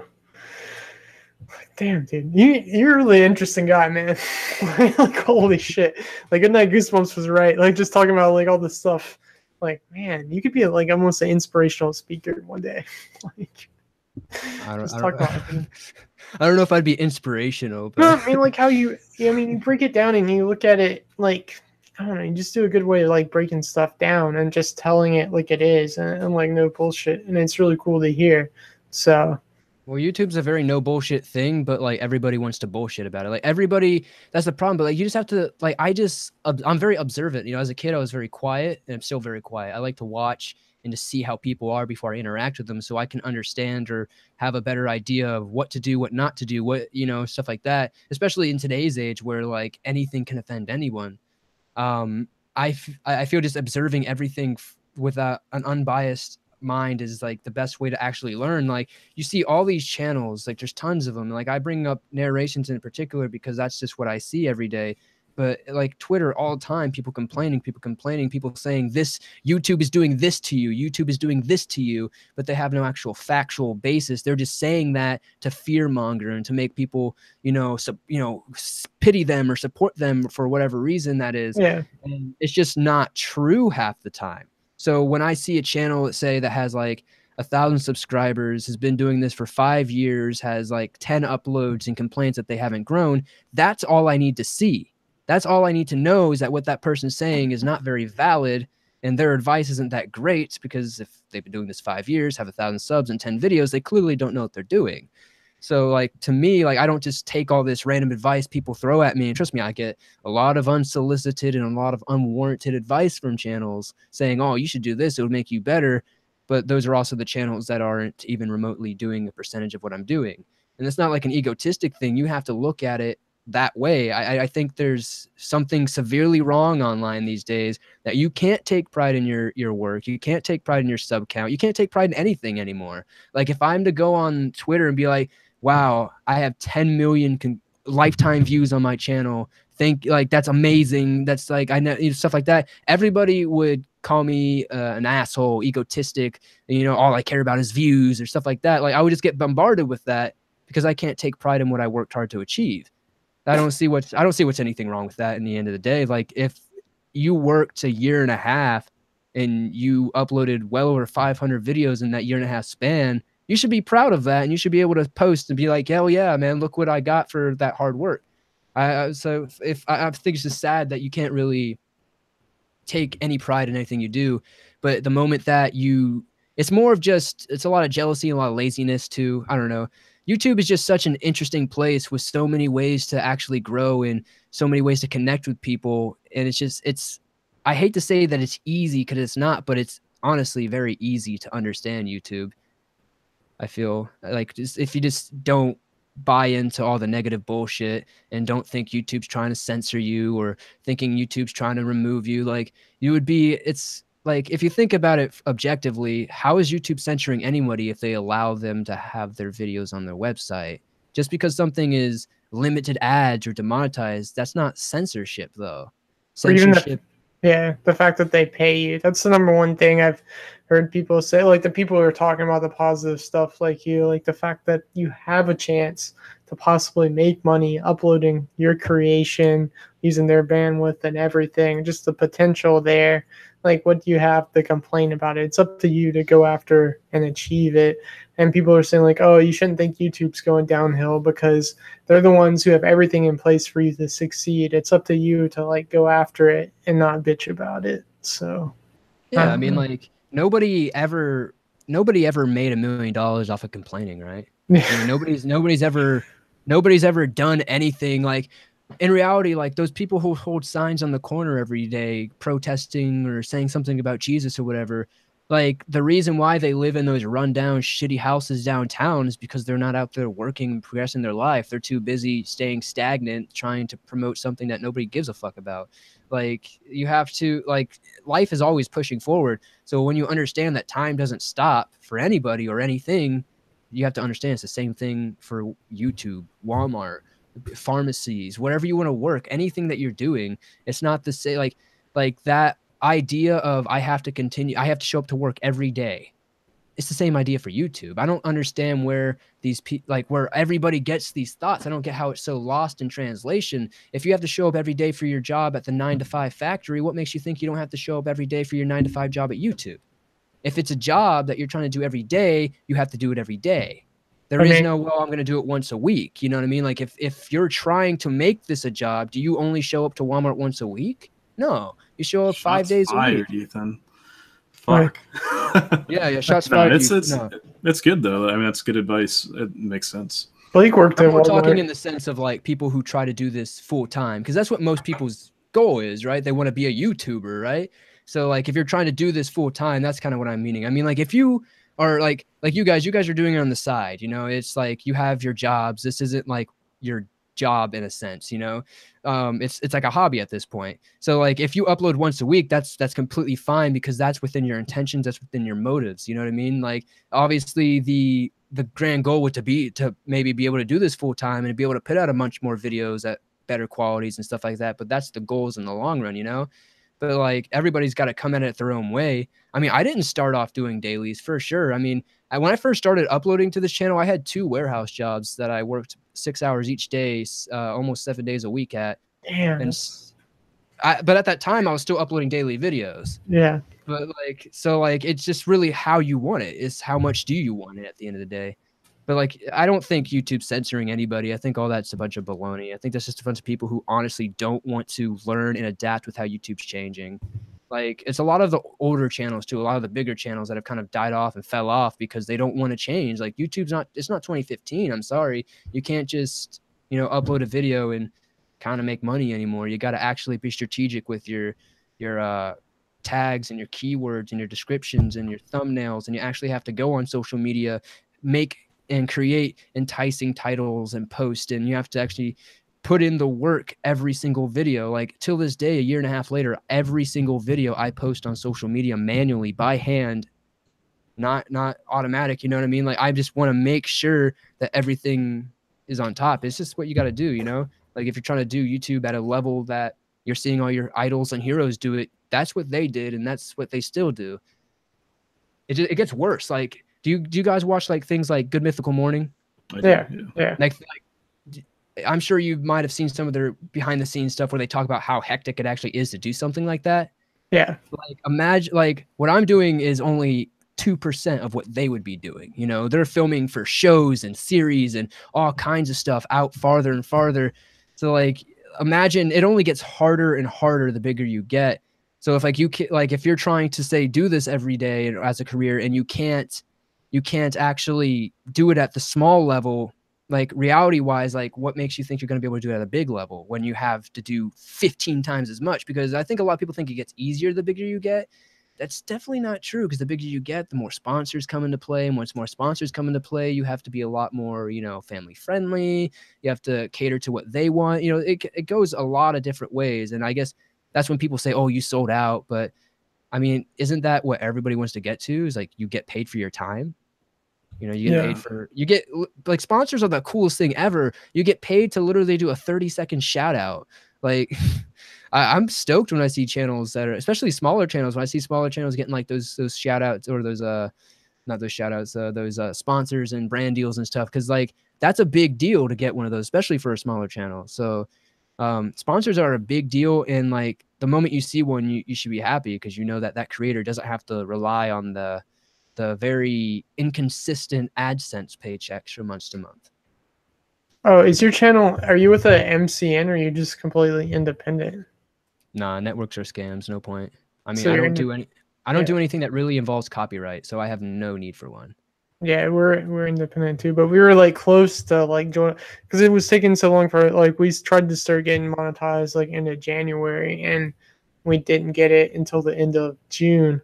So we're like really close to being like trying to find a network.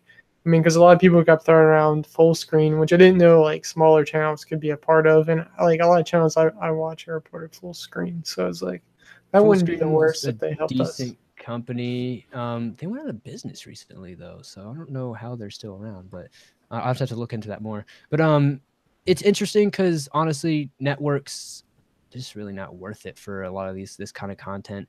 Now, like when you get to a bigger level, like doing like especially like with what you guys do, I would definitely recommend it once you guys maybe hit like 100K or something. But they just take so much percentage for doing not much, and like it's just not worth it at the end of the day. And YouTube has actually been, been taking a proactive step against MCNs. Yeah, They don't want networks around anymore. Networks are bad. They've scammed people for a long time. They really ruin you. They don't. The moment you could spot that a company is trying to scam you is the moment that they say we can help you grow. I mean, no, they can't. I mean, they're not going to either. They just want that 60% of your ad revenue. You know what I mean? Like they don't give a fuck about your channel. And like I've had in-depth conversations with some of the biggest networks. I was contacted by Maker Studios. Maker Studios is massive. I'm sure everybody knows who it is. Owned by yeah. freaking Disney. Yeah, Was you could have bought for gone to that Disney World trip, man. You should have gotten a free VIP Disney trip. Yeah, I know. I ended up turning it down ultimately at the end of the day because it just wasn't, at the end of the day, it just wasn't worth it for me. But Yeah. I mean, some other people would have took it just like, oh, free admission to Disney. I'm like, I would never go to Disney anyway, probably. So like, I was like, that free admission really isn't worth it for me. You know what I mean? You're Like, right there in Florida, man. Come on. I've been to Disney World, brother. It's not all that great, or land, whatever they call it here. It's fine. It's all right, man. Like shit. I don't know. MCNs they're fine, you know. Just whatever you're doing. If you need them, you need them. If you don't, you don't. There's tons of people who don't have them. There's tons of people who do, you know. I think it's interesting, but it's also just kind of one of those controversial points right now on YouTube where they're kind of taking a stand but not completely banning them. Yeah. I mean, my thing is, we're talking about, you mentioned earlier with like YouTube doing the membership thing, and now it's like, I don't see why YouTube didn't like pivot more into the Twitch/Patreon space sooner, like adapt it for creators, because it just seemed like the whole idea that Patreon even exists kind of seems redundant, that YouTube couldn't just be like, oh, we're now allowing this for creators.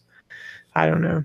I guess the same thing could be said about like Before networks. Super Chat came around, they did have fan funding, Yeah. which was the exact same thing as Patreon, except for instead of monthly, it was one-time payments. Yeah. And they took that away for whatever reason and added Super Chat, which is nice. You know, Super Chat's cool. But I don't know. I feel like they can do something better, like kind of like what website integrated Patreon into it recently? It's not Twitch, but it's another kind. I think it's Mixer.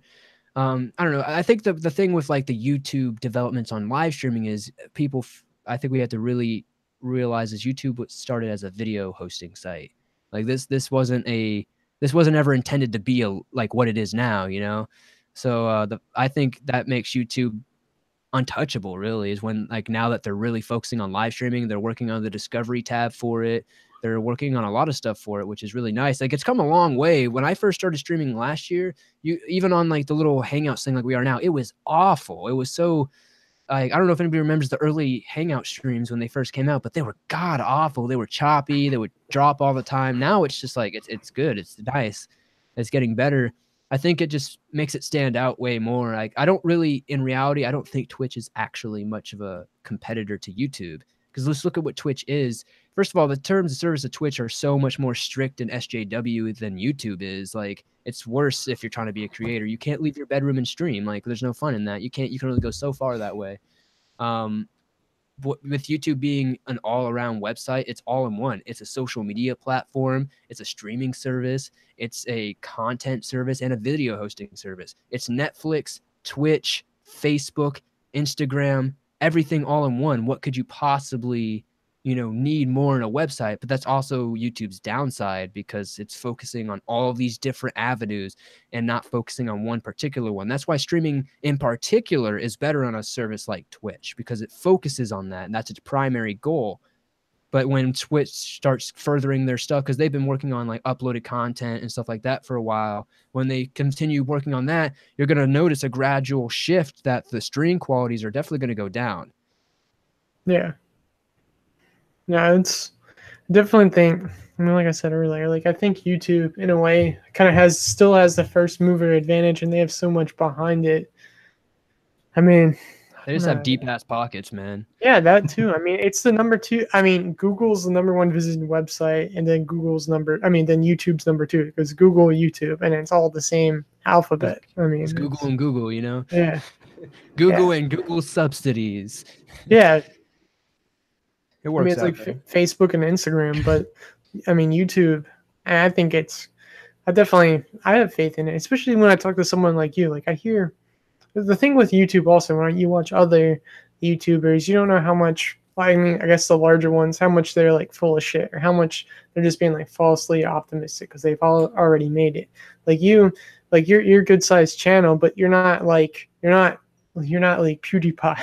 So it's really cool to hear it from your perspective. Like it's really like motivational. Like you could really do it. You just have to put in the time and just have to be dedicated. You can't be lazy, and you can't. I mean, life in general is about managing your expectations. You gotta have realistic expectations. You have to be patient. You can't think that you're gonna be the next Logan Paul overnight. So yeah, for sure. I mean, like if you want to be Mr. Beast, all you have to do is just make videos like Mr. Beast. I mean, super clickbaity, super over the top videos. I mean, like if there is a way to blow up on YouTube very quickly with massive numbers, you just have to follow what other people are doing. I mean, trends. That's it. It's pretty easy. If you want to grow real fast, have tons of subs real fast, but have a very short-ended trend and not very in-depth community, I guess is what I'm looking to say, then sure. But if you're looking to build something, off of what you enjoy, you just have to keep doing it. Like eventually there's 8 billion people almost on this earth. There's going to be a few who agree with what you do or like what you're doing. And YouTube is not this doomy, gloomy place. And this is genuinely why I don't hang out in the community. It's because all it is doom and gloom. Everybody wants to complain, but nobody actually knows what they're talking about. And nobody actually has any actual evidence or facts to back up what they're saying. They see a yellow sign and they instantly go negative, or they have one experience, or they see some YouTuber tweet something negative and they take that as gospel. In my opinion, I don't care what any YouTuber has to say until I see it for a fact, or until YouTube says that that's a fact. I'm not believing them. Why would I? It's all fear mongering at the end of the day. It's a promotion tactic. It's a marketing tactic too. If you're somebody who is at the top of your game and the top of your community, and you see a handful of people who are on your tails that are really killing it, who are going to easily surpass you if they keep doing what they're doing, you're going to want to discourage those people. You're going to want to be able to keep on top. I'm not saying that's what all these people are doing, but these are things that people should take into mind. I mean, like not everybody has good intentions. And the fact that it is like we're all trying to be the best. We're all trying to be the top guy. And the thing about YouTube is that it's so big that everybody could be the top guy. How can you not? I mean, look at PewDiePie. He's killing it, but there's also tons of other people who are killing it just as much. You don't have to cut each other's legs off, but that happens a lot more in the community than you'd think. Again, like you'll have a better time focusing on yourself and your own content instead of worrying about everybody else. But that's just my personal opinion. No, definitely agree. I'm sorry for taking up so much of your time. We can end it now if you want, because I really wanted to talk to you about your band though, because the whole thing is interesting. I didn't know you were in a band before, and the fact that you even toured a bunch of places, that's amazing.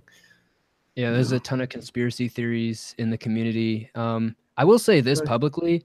A lot of people think they know what band I was in, but they're incredibly wrong. really? Like incredibly wrong. Like I was never in a little emo band. I was never in, I don't know. People have sent me tons of videos saying, because like it'll have like one word of like of what I said would be in my band. Like, this is it for sure. There's an emo kid in it. It's him. Like I was like, shit, man. No, trust me. I was never in an emo band. I was always in very brutal bands. But maybe like the only person that actually genuinely does know, because I like to keep it away for personal, reasons. I like to keep my past life in the past life, and I don't want a lot of those people engaging and getting involved with what I'm doing now, because a lot of them just aren't great people.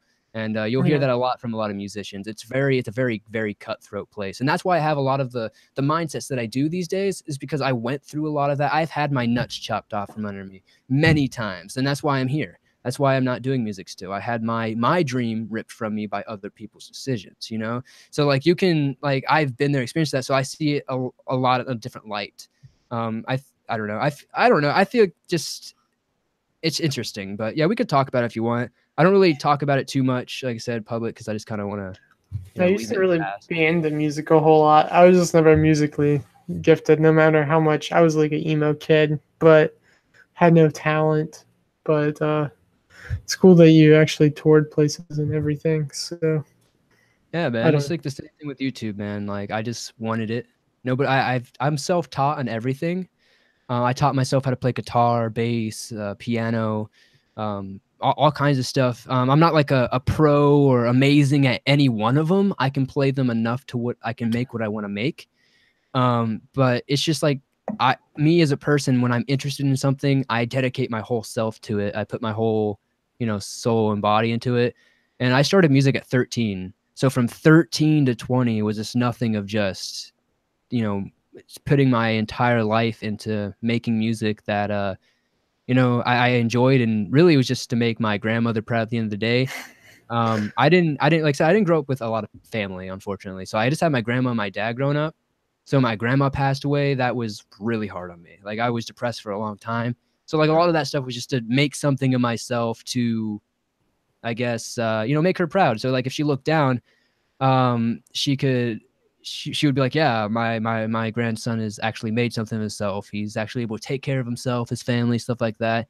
And I've always seen myself, I'm never going to be a traditional job guy. I can't sit, I had one office job ever and I went nuts, like within 2 weeks. Like I can't, I'm not the kind of person that can sit there and answer phones and punch numbers. I'm somebody that has to be creatively doing something, or has to be just, I don't know, doing something that I feel is good. I don't know, like my ultimate goal is to make people smile. It's always what I wanted to do, whether it was through my music, whether it was through any of the stand up I do with my friends, just anything like that, just anything that can make somebody else smile, make their day better. That's my ultimate goal.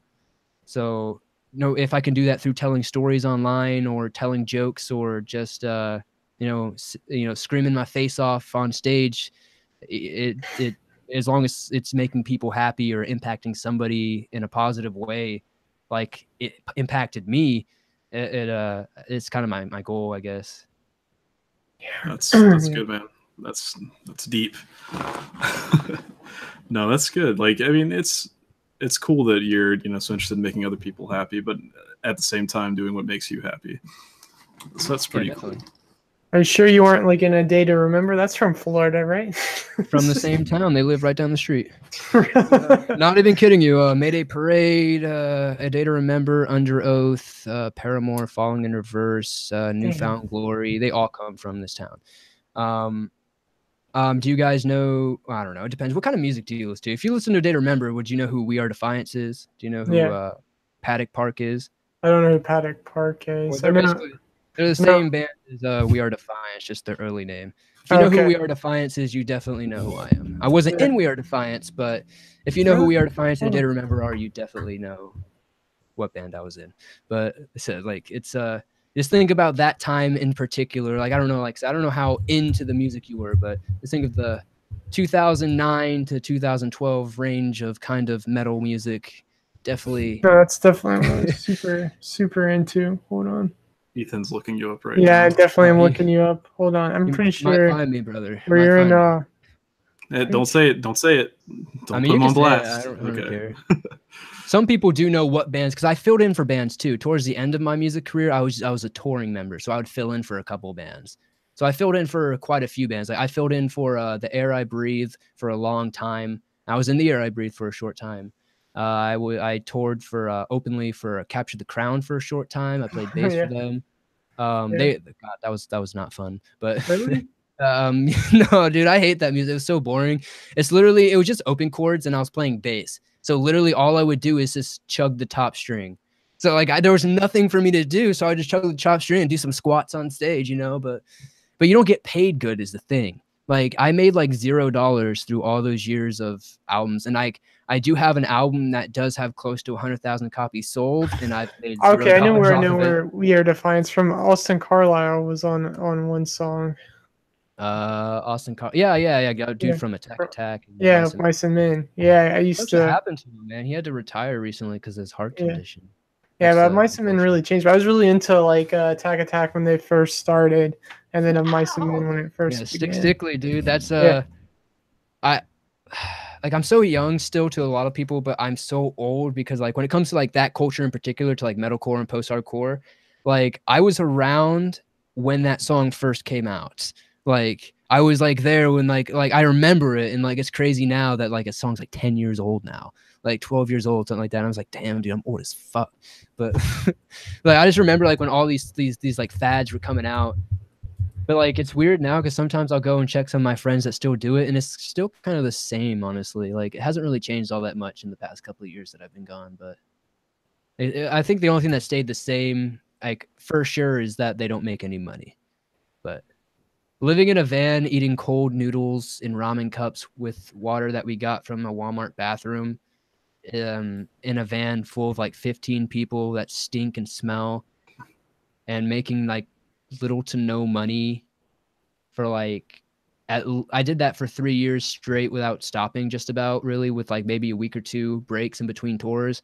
That is the most soul breaking, just mentally crushing experiences of my life that really build you as a person, because you have to not only kind of survive in an urban environment, but you have to, you know, as a kid, especially being somebody so young like I was, you have to really figure out how to make the right choices, the right from wrongs. You have to figure out, you know, what's safe, what's not safe, how to take care of yourself, because there's a lot of very bad people in the world that will hurt you just to hurt you. Like that story that I told you guys earlier with the homeless man and the needle in his neck. Like if he caught me, he could have just killed me for having a bender, you know? So like, just, I don't know. It teaches you a lot, man. It teaches you a lot. But I'm happy that it happened, but I'm happy that I let it go, and I'm happy that it's the past and that I don't have to talk about it and see it every day. That's really why I don't talk about it either. Cause like there's a lot of depressing stuff that happened to me and a lot of sadness. Cause like at the end of the day, I did like kind of have to give up my real dream to you know, be an adult at the end of the day. Because when I was like 19, I really started thinking, I was like, man, I'm not making any money, man, and I'm not under 18 anymore, so I really have to, you know, pay my own way and stuff. And I had to make a decision to, like, you know, well, am I going to keep being broke and being screwed by these record labels, or am I going to, you know, go work at Walmart and actually make some money? Yeah, I was gonna ask if you were actually signed or anything, because I've heard that like the record labels are super brutal. I mean, in fact, I worked at a movie theater when I was like 16 and 17, when I really started liking like metalcore stuff. And I was like, I saved up a lot of money because I lived at home and I had a job that worked like literally 40 to 50 hours a week while in school. I was like, dude, I could literally like help produce an album. That's the number one thing. If I could get the rights, like the rights to the music, maybe one day they'd be big. But I never knew a band that was worthwhile to invest money in. But that was like my early entrepreneurial idea, because I could not play music at all, but I had some sort of financial from working a job all the You time. should do that now, like with all these SoundCloud rappers, you know, like that's what like No Jumper does. I mean, like they found Lil Pump, XXX, all that, and like they kind of put them on, you know what I mean? And then they Yeah, blow up and make millions, like kind of like Dr. Dre and Eminem and stuff like that. Like I feel like hip hop is definitely best place if you're trying to like invest in a musician or something. See, the problem with musicians in my area, no, not to hate on them, because there were some really good ones that I really liked. It's just they were all kind of like talking about none of them had the dedication that you talked about. None of them had the drive to where I could see them actually like touring or doing anything super successful. Like, I mean, there's a couple that still have like they're like really shitty demos on my iPod still, and it was good, but it's like they never had the drive to go further than that ever, and that's what sucks. I mean, where we're from, like in Southern Virginia, we didn't really have a music scene. In Raleigh, like in Durham, there's like the brewery and stuff that was bigger, but like the people in our area weren't really ever going anywhere. Like, it sucked. So it's North not like Carolina, Ohio or Florida that really had big metalcore scenes or a chance to make it. So Florida is like, it's the home of death metal, the home of SoundCloud rap. It's like, it's just like a bedding for like all like kinds of stuff, and there's just so much stuff that comes from here. Like a lot of the popular stuff comes from Florida, and then like they end up all over in Cali, so everybody thinks the West Coast is where everything comes from, but in reality, Florida and New York are the two places where the most music comes from. But places like North Carolina, that's where I really started my career. And that's like, so I'm very familiar with Raleigh and Charlotte and Asheville and, you know, Orange Peel, stuff like that. Those are like my home bases. That's our neck of the woods. I love it up there. I love the Blue Ridge Mountains and all that. Asheville is a place I lived for a couple years in high school. I loved it there. Dude, you've done it all, man. You're really cool. I've lived a fucking life, man. Like, that's why, like, I feel so old, and like I just feel like, so I'm turning 23, dude. Like, I'm not that old, but fuck, dude, I've seen shit. Like, I've lived in Kentucky, Tennessee, North Carolina, Florida. I've lived on farms in the middle of nowhere. I've lived in the middle of cities and apartments on the top floor. I've lived all over. You know what I mean? Like, I'm a country boy. I'm a city boy. I've just had a fucking life, man. It's just, you know, I guess some people just, you know, when you grow up in a kind of really dysfunctional kind of environment, you just kind of grow up really quickly because you kind of are moving all around the place. I went to probably like 6 different high schools. I went to the same elementary and middle school, and then when high school, just when things really started moving for me, I went all the way, I don't know. All the way. I've been everywhere, man, in the South. Like, that's why I think I have such a weird accent. And I can't, like, I don't have, like, sometimes when I get mad or I talk fast, my Southern drawl comes out naturally. But, like, I don't sound like anywhere I'm from. So it's just kind of, I don't know. I've lived in so many different dialects down here. You can't understand some of them. Some of them. I've walked in on KKK meetings. Like, I've been in the South, brother. Like, yeah, I don't know, man. The KKK meetings are definitely interesting, but let's save that for part 2. That's what I'm saying. We definitely need to talk to you more, because damn, dude, you're an interesting guy. Like, there's so much there. Like, I think it's weird though. I don't find myself all that interesting, because I feel like, isn't this just what everybody's lived, right? Like, haven't you just walked in the woods and ran into some weird people like praying onto a cross on fire? Like, I don't know, dude. There you go, Carrie. And by the way, Carrie, you're incredibly wrong. I don't know why you think that's my band. I want a real DM explaining why you think that's it. But thank you. And yes, I've made music for my narrations before. Actually, the intro to Vidiv22's videos is something I've made. But like, I don't really make a lot of custom music. That's something I was gonna say. Like with Goodnight Goosebumps doing stuff, like you guys should make something, like either an album or even like you guys. There's not really a horror diss track. You guys could go that route. Bring some, get some views towards the whole horror genre, man. Come on. This thing though, Goose is legitimately a really good rapper. Yeah, he's really good. He's actually legitimately really good. He reminds me a lot of like my favorite kind of rap, which is the 90s gangster rap, you know, the early 50 Cent, the Tupac, stuff like that. He reminds me of a lot of that, like a lot of substance and actually talking from the heart stuff. Like, I really love ignorant hip hop. I'm not gonna lie. I love Lil Pump. I love all that, you know, shit to just get fucked up too. But Goose is legitimately talented in his music and stuff. And I've made a few rap songs myself, but they're jokes. And I do it because like I'm inspired by people like Tyler the Creator. As I said before, anybody who's innovative, anybody who's pushing that that boundary. And I just love dark music. I Yeah. really, really love that dark vibe because I've always connected with like I have a very as a kid I didn't have a mom growing up, so like emotions, learning how to how to express love or stuff like that. Like it was really strong for me because I had a tough dad. He wasn't really like, oh, I'm gonna hug you every day, son. Come here, brother. And it was just like it's like, God damn it, boy, you gonna walk through that rain, shit like that. So, um, like music that's very emotional just connects with me more personally because even if it's dark and talking about very dark stuff, to me I can connect with it because like it allows me to express that emotion that I can't really express just off a whim, like I guess an average person might be able to do, simply because of that upbringing of not really having somebody to show you sympathy or love or that soft kind of warm-hearted side that a mom generally does. But so like music helped me, be able to learn those emotions better. And I still learn them today. I'm not like a psychopath or anything or a sociopath, but people are like, oh, he has weird emotions, sociopath. It's like, nah, man, I just, you're not a sociopath if you don't necessarily have the best understanding of how to express yourself. Yeah. I think a lot of people get that confused, but people I are don't know, man. idiots. We're on some tangents at this point, but Yeah. Sorry, I was I gonna. get off on tangents a lot. That's kind of my bad, but I No. have a point at the beginning, but then like I start talking about another point, and then I forget what I was talking about, and then at the end I'm like, oh shit, what was I talking about? I gotta round this out somehow. All right. So do you still make music, or do you do stuff on the side besides like the Vivid thing? Like, you make music for fun, or is it just all just like a thing of the Um, past?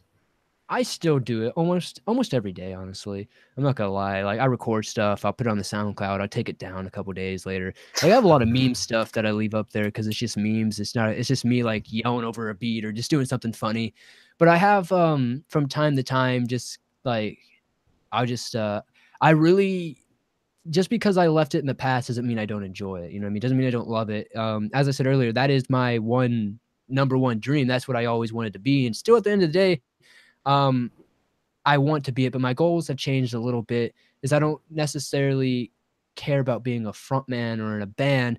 I want to be somebody who is on not stage, but who is in some sort of power to be able to preach some sort of positive out of a negative, because or just try to make something, because like I'm not really like I'm not some SJW. I'm not somebody who wants everything to be equivalent and everything to be nice and rainbows and sparkles. Unfortunately, life is a very shitty, dark road, and I've experienced a lot of that from a young age. So I just want to try to help people go through the positives. It's like there's always a positive out of a negative. I mean, you got your YouTube taken down, but what positive can you make out of that? Maybe it's a new beginning. Maybe it's it'll give you that drive to say, fuck it, I don't need to rely on something like YouTube. I'm gonna make my own brand and make my own website. Maybe not video hosting, but a place to where you can monetize yourself in a more free basis and be more in control of what you're doing. That's kind of like I said earlier, I just want to make people smile. I want to inspire people, and I just want to help people realize their potential, because there's so much potential in so many YouTubers, like the Strangest. Your channel has a lot of potential. It really does. There's no doubt that one day you guys are going to definitely get that video that's gonna just hit in the algorithm and just push you to a whole new level. And it might, sometimes it takes months, sometimes it takes weeks, sometimes it takes years, but you guys are consistent. You guys are always putting out interesting stuff. So it's going to happen. It's only a matter of time. It's not if, it's just when. Yeah. And as long as you keep, progressing, and so like even small things, even if it's just your thumbnails getting a little bit better, or your transitions getting a little bit better, or your intros a little bit better, you know what I mean? Stuff like that. Like any small amount that you can add to a video will make a big difference. Like people notice those small things. Like my videos look so much different now. Like 6 months ago, I had these animated transitions with the swamp, and like I didn't have the soundscapes in the background, and I didn't have the consistent music. It was just kind of story ends, some silence in between. It goes, now it's like a nice flowing, everything cool background noises that fit in with the theme of the story, the nice ambient music, everything goes together now. It's better and better, and I still try to make them better and more progressive as I go on.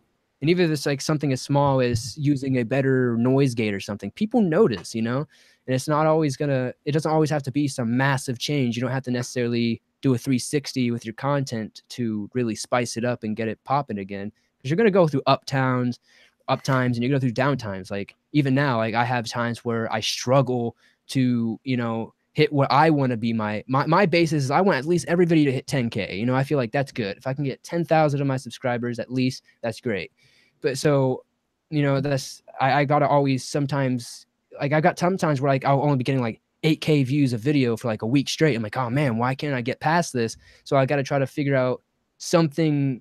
It doesn't always have to be something big, but sometimes it'll be something as small as me changing like one word in a title of a video for the next upload on it. So let's say instead of just calling it creepy Bigfoot stories, and I say creepy and unexplainable Bigfoot stories, something that small can make that topic completely brand new again. And like, I've done that many times. I mean, when Deep Woods got boring, I just kind of reinvented it and called it something else, Deep Wilderness. And boom, Deep Wilderness was invented, you know? So it's like, it's just, I think as long as you guys keep, you know, doing what you're doing now and don't get discouraged because sometimes views are lower or sometimes viewers are higher, like just keep pushing it out, man. It just works. You just got to keep pushing and keep pushing. It's like when you stop, that's really when you fuck yourself over, honestly, is when you stop, because like when you stop, there's nothing for people to see. And most people are going to subscribe in reality because they see a channel that has content that they're interested in. Like if they come to the Strangest and they see that you guys cover everything strange, you know, everything anomalous, and then they say they come to my channel and they see that I only cover Bigfoot, they're going to probably subscribe to your channel because you're going to say you have 200 videos on everything from, you know, cryptids to the paranormal, and you're still uploading consistently multiple times a week or once a week or whatever your schedule may be. They're going to be more inclined to subscribe to your channel because you have what they're looking for and you're still consistently putting it out. So now they only have, not only do they have 200 videos to catch up on, they have new videos coming out all the time. So they never run out of content, really. And it's just kind of what you have to do. Because if they just see me that I have one, like I have 2 videos about Bigfoot and that's it, they're going to be like, why would I subscribe to this guy? He hasn't uploaded in a month. So it's like you got to get in that. I feel like getting in the mind of the subscriber is just as important at the end of the day. Yeah, definitely. Selena, so yeah, you guys are gonna kill Swampy it, because you're Bigfoot. Yeah, it's because everybody needs to sub to me because I suck these guys' dick. No, definitely subscribe to. Head over to our Pornhub account. So, yeah. All 12 of you subscribe to me, damn it, or I'll quit my channel forever. Not clickbait. Not clickbait. Delete his channel. Everyone subscribe or we'll kill ourselves with 1,000-degree knives. So we're doing, they're heating up in the oven now. Unboxing Ethan's coffin. I do believe that, though, genuinely, though. Like, I do think you guys have a great channel, and I do think you guys can definitely bring it to a bigger level by, you know, just keep doing what you're doing and always trying to make it better, which I feel like you guys have good heads and good minds. Like, and I really admire that you guys are able to actually have 2 different people working on the same channel without having that, you know, headbutt. I'm sure you guys butt heads sometimes creatively, but like to be able to make it flow and to, you know, be able to still consistently put that out for as long as you guys have, that's impressive. Dude, we just, the key is minimal communication. We just don't talk. It really is. It's just like the opposite of what they teach you in school. Mine. Yeah, you gotta do it the opposite of school. They say always constant communication. Nah, don't let your partner know anything. Yeah, like I've never met. Upload that shit. Why is this video up? Who is this guy? Who's on my channel right now? We even had a video like that. I did a video with my friend, and it just all of a sudden he's like, he had an idea for a video. I'm like, yeah, just if you want to make it, and I'll put it up. And then it's like all of a sudden the EMF video goes up, and it was just like a random upload. So there's some fucking random dude on your channel is like, who the fuck's this guy? Hey, I'm Pedro. I own the channel now. Like, what the fuck? So, oh yeah, they was just logged into my computer, man. Like they left the door wide open. So, like, shit. Oh, wow, content. Content. Oh man. Good stuff. Yeah, it's definitely I think it like. There's definitely been pros and cons of having 2 people on the channel. Of course, when it comes down to monetization, you know, you are splitting everything. But I mean, really, it helps a lot as far as accountability. Because if it was just me, I would have quit a long time ago. Yeah, motivation's number one. Yeah, it's good because like I work a lot better knowing someone else is counting on me. Like if I fuck myself over, that's one thing. But if I'm fucking over someone else, I can't. So yeah, for sure.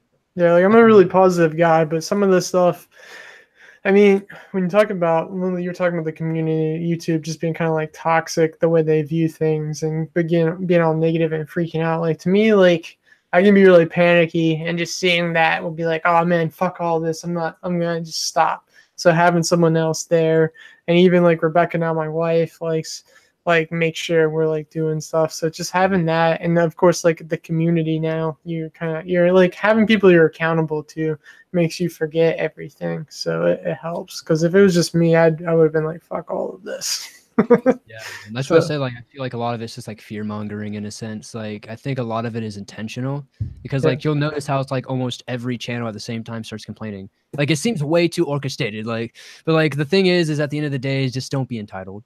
Yeah. Be like you are now. Like, I've never been entitled. I understand that YouTube gives me this platform. I am Yeah. not entitled to this platform. They don't have to pay me at all. I didn't do anything for this. You know what I mean? Like, I mean, I worked hard, obviously, but like, I didn't do anything for YouTube to, like, I don't pay for YouTube to host my videos. You know what I mean? Like, that's why I don't complain when they take their percentage. They're taking their hosting fee. You know what I mean? They host all of your videos all the time. That's a lot of money to do that. That's why obviously there is no direct competitor to YouTube, because you can't do what YouTube does. It's just their pockets are too deep to do that kind of stuff.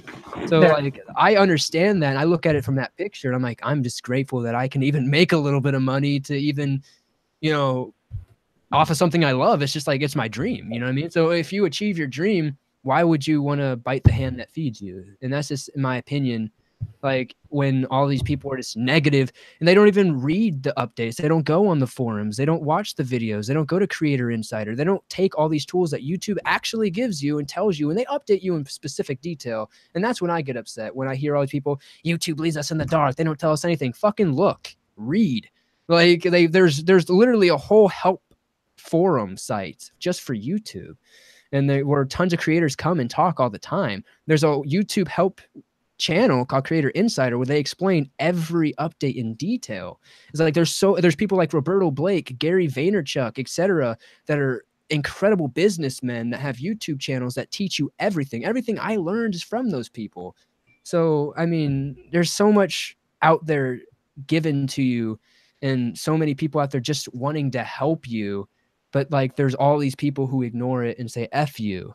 And that's why, like I said earlier, I don't really get into the community too much, because it's just entitlement. There's not like where is the censorship? Where is YouTube legitimately saying no horror videos at all? Yes, there are some weird things that have gone down. Some channels have gotten demonetized. Some channels have gotten deleted.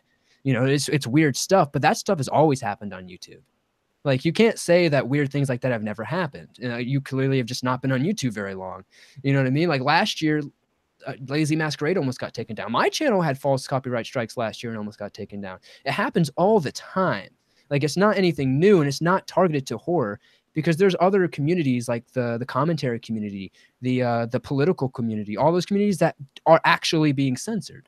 Yeah, like the news stuff taken down. Yeah, there's definitely other people affected by it. It's just a lot of entitlement, in my opinion. There's a lot of people who just expect to be given something because it's YouTube's fault in the end of the run, because they were enforcing their own rules for the longest time, you know? There was just people doing whatever they wanted, making money on it. And that's why I really liked that update in February when they made it exclusive again to be a partner. Yes, it's frustrating for small channels, but just think of the outcome. Like, now it actually means something to be a YouTuber, you know? Like, there's more money in it now. There's more stuff. Like, there's more guarantees. There's more job security. There's so much that comes with that, because now if you're a YouTube partner, I mean, you know how hard most people work to get it. You guys know for sure. Like, I was lucky enough to already be one, you know? So like, I don't know that process that you had to go through. And like, I'm very grateful that I didn't have to go through it. But like, you know, you guys would know better than most people. Is like, that's a shitty, hard grind to go through to get that 1,000 subs, to get that 4,000, you know, minutes of watch time, and then to go through that process of getting approved, which can definitely take a while, because you can imagine there's probably like thousands of people a day submitting to be, you know, a partner at this point.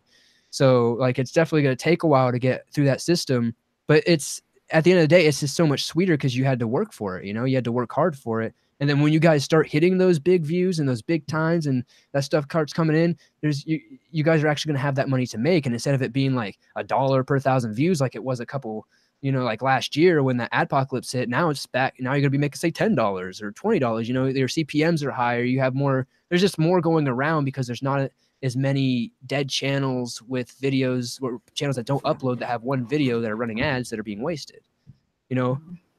So it just works Definitely. out better. I think it's, I don't know. I think it just works out for you in the long run. It's frustrating in the beginning, but like if you expect to make money from the beginning, then you're kind of coming into it in the wrong mindset anyway. I mean, there's nothing wrong with trying to make money from YouTube, but like if that's your only goal, it's just like why not just make a channel off of trendy topics? Like you would make so much more traction so much faster. So like coming to a place like, you know, like horror, true crime and stuff like that, because like horror is such a big community.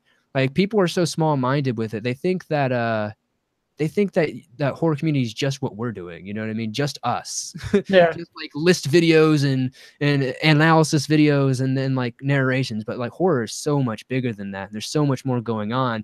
So like if you're looking to do something to make money, I would just think that you would go to a much bigger part of this community, like all those makeup tutorial channels that are massive in the horror scene, or all those like, you know, ghost hunting channels, or just all the horror channels in general. There's so much to do with inside horror itself. It's just kind of interesting to see how people box it into such a small category.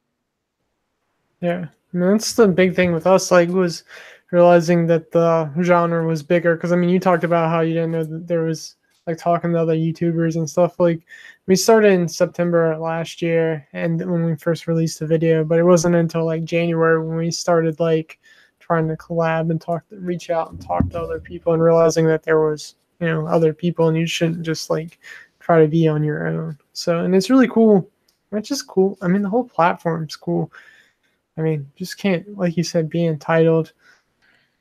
I mean, it's just, You can't expect something, you know, from nothing. yeah. Like, especially like was like, oh, but YouTube took it away. Yeah, YouTube giveth and YouTube taketh away. I mean, yeah, Like, and dude, that's life in general. There's so many parallels to just like anything in life. I mean, that could be your normal job. I mean, you could all of a sudden be like, get your dream job, be working for like a good bucks, but then all of a sudden your company get bought out and you get fired or laid off or anything. Like, there's ups and downs to everything in life. So, I don't know. It's just social media gives you the platform. I mean, I've read a lot of like a thing where like just social media in general gives people a way to bitch about things that don't really matter. They just give like the whole like squeaky wheel people like a platform to go out and be negative. So I don't my know. favorite quote from a YouTuber by the good name of Papu Franku, saying that the internet is a sport, my friend, and it's just to see who can whine the loudest. That's solid. The internet's just a sport, so who can whine the loudest, and I agree, because that's pretty much Twitter and Facebook at the end of the day. It's like whose rights are being oppressed the most, but not really. Like it's kind of like who wants to feel like they're being oppressed today the most is kind of what Twitter is. It's like, oh my god, this guy looked at me weird. Now women are definitely being sexually oppressed right now. It's like, dude, chill out. Like the guy just looked at you. Like, calm down. I don't know, but I don't know if we should come to like a wrap or something. I don't know if there was like anything else you wanted to ask because I can't really remember the outline, honestly. No, we pretty much hit it all. I definitely would like to have you back on sometime just because, I mean, it's been different. Like, you've been awesome to talk to. Like, you're a really inspiring guy, like, about anything. I mean, just not YouTube. You could just take these principles to, like, life in general. Just, I mean, you get what you put into things. Like, no one's going to hand you stuff. And if you're lucky enough to be born into a situation where you can make something of it, do it. But I mean, we're all dealt different hands in life. But it's like how you play a hand. Like in poker, like any hand can win if you bet and play it right. So I mean, in the end, we're all gonna die. So we all have the same end goal. So you just gotta fucking do it and not expect other people to do it for you. And that's really good to hear other people say it from a YouTube standpoint, because it's really easy to get like believe the hype that other people are saying about the platforms and everything dying or ads and stuff. I mean, in the end, if you like making videos and stuff, which we do, like that's the whole point. I mean, it's a fun, like it's a form of escapism. Like you shouldn't worry about the other stuff. I mean, like we mentioned it really, really early, like it's easy to get trapped in the number game, or even when you're trying to promote stuff online, to look at other people's social media and be like, why am I not doing this? Like, what's the struggle? So I don't know. It's really motivational, man. You should really you should stream yourself more, talk more, because it's inspirational. So I just don't like to push my values and opinions on people, even if they are positive. You know, I want everybody to live their own life. And I don't know. I'm just really a loner, man. I just like to hang out, you know, just kind of watch from afar. I tried to be like the super social guy, and I can be, you know, I've talked a lot here, but I just it's just not me at the end of the day. Like I don't I don't know, man. It's just like I've had my own experiences in the community, and I just don't want to experience that anymore. So it was like I didn't have a lot of fun with it personally. So if I'm not having fun, I don't want to force myself to do something, you know. So it's nice sometimes to where I can come onto a stream like this, because I get asked to go on like these like radio podcast things all the time, but like I always just say no, because like at the end of the day, it's like people want to interview me about stuff that I don't know about. They're like, let's talk about Bigfoot. I mean, what do you want to say? I just read stories about the guy. You know what I mean? Like I don't know anything. I don't go in the woods and search him. I don't know anything more than every other jabroni online. But I don't know, man. Like I think you guys are cool, and I liked the environment from what I saw from some of your streams. So I figured this would be a fun place to come. Thanks, man. We're glad you came. We'll definitely have to do like Swamp Dweller Part 2 Electric Boogaloo. Yeah. Talk about some bitches. You know, we'll go on a trip to Vegas together. We'll have something to talk about. Yeah, definitely. We're finding Bigfoot in Vegas. Yeah, Selena Martin said she's definitely a new fan of yours. So we got you one subscriber from this. But we also lost one. Yeah. that strangest clout. You feel me? I'm out here. No, welcome to the swamp, Selena. Hope you enjoy your stay in our smelly little domain. No. Yeah. But thank you guys for all watching this. Thank you for joining. People have stayed with it, watched it. We really appreciate you guys. We can't do it, especially for the insane super chat that 20% is being spoken for. Yeah, you better be throwing me. That $99 came from me. I smelt it. No, that's great for you guys though. That's definitely very helpful, for sure.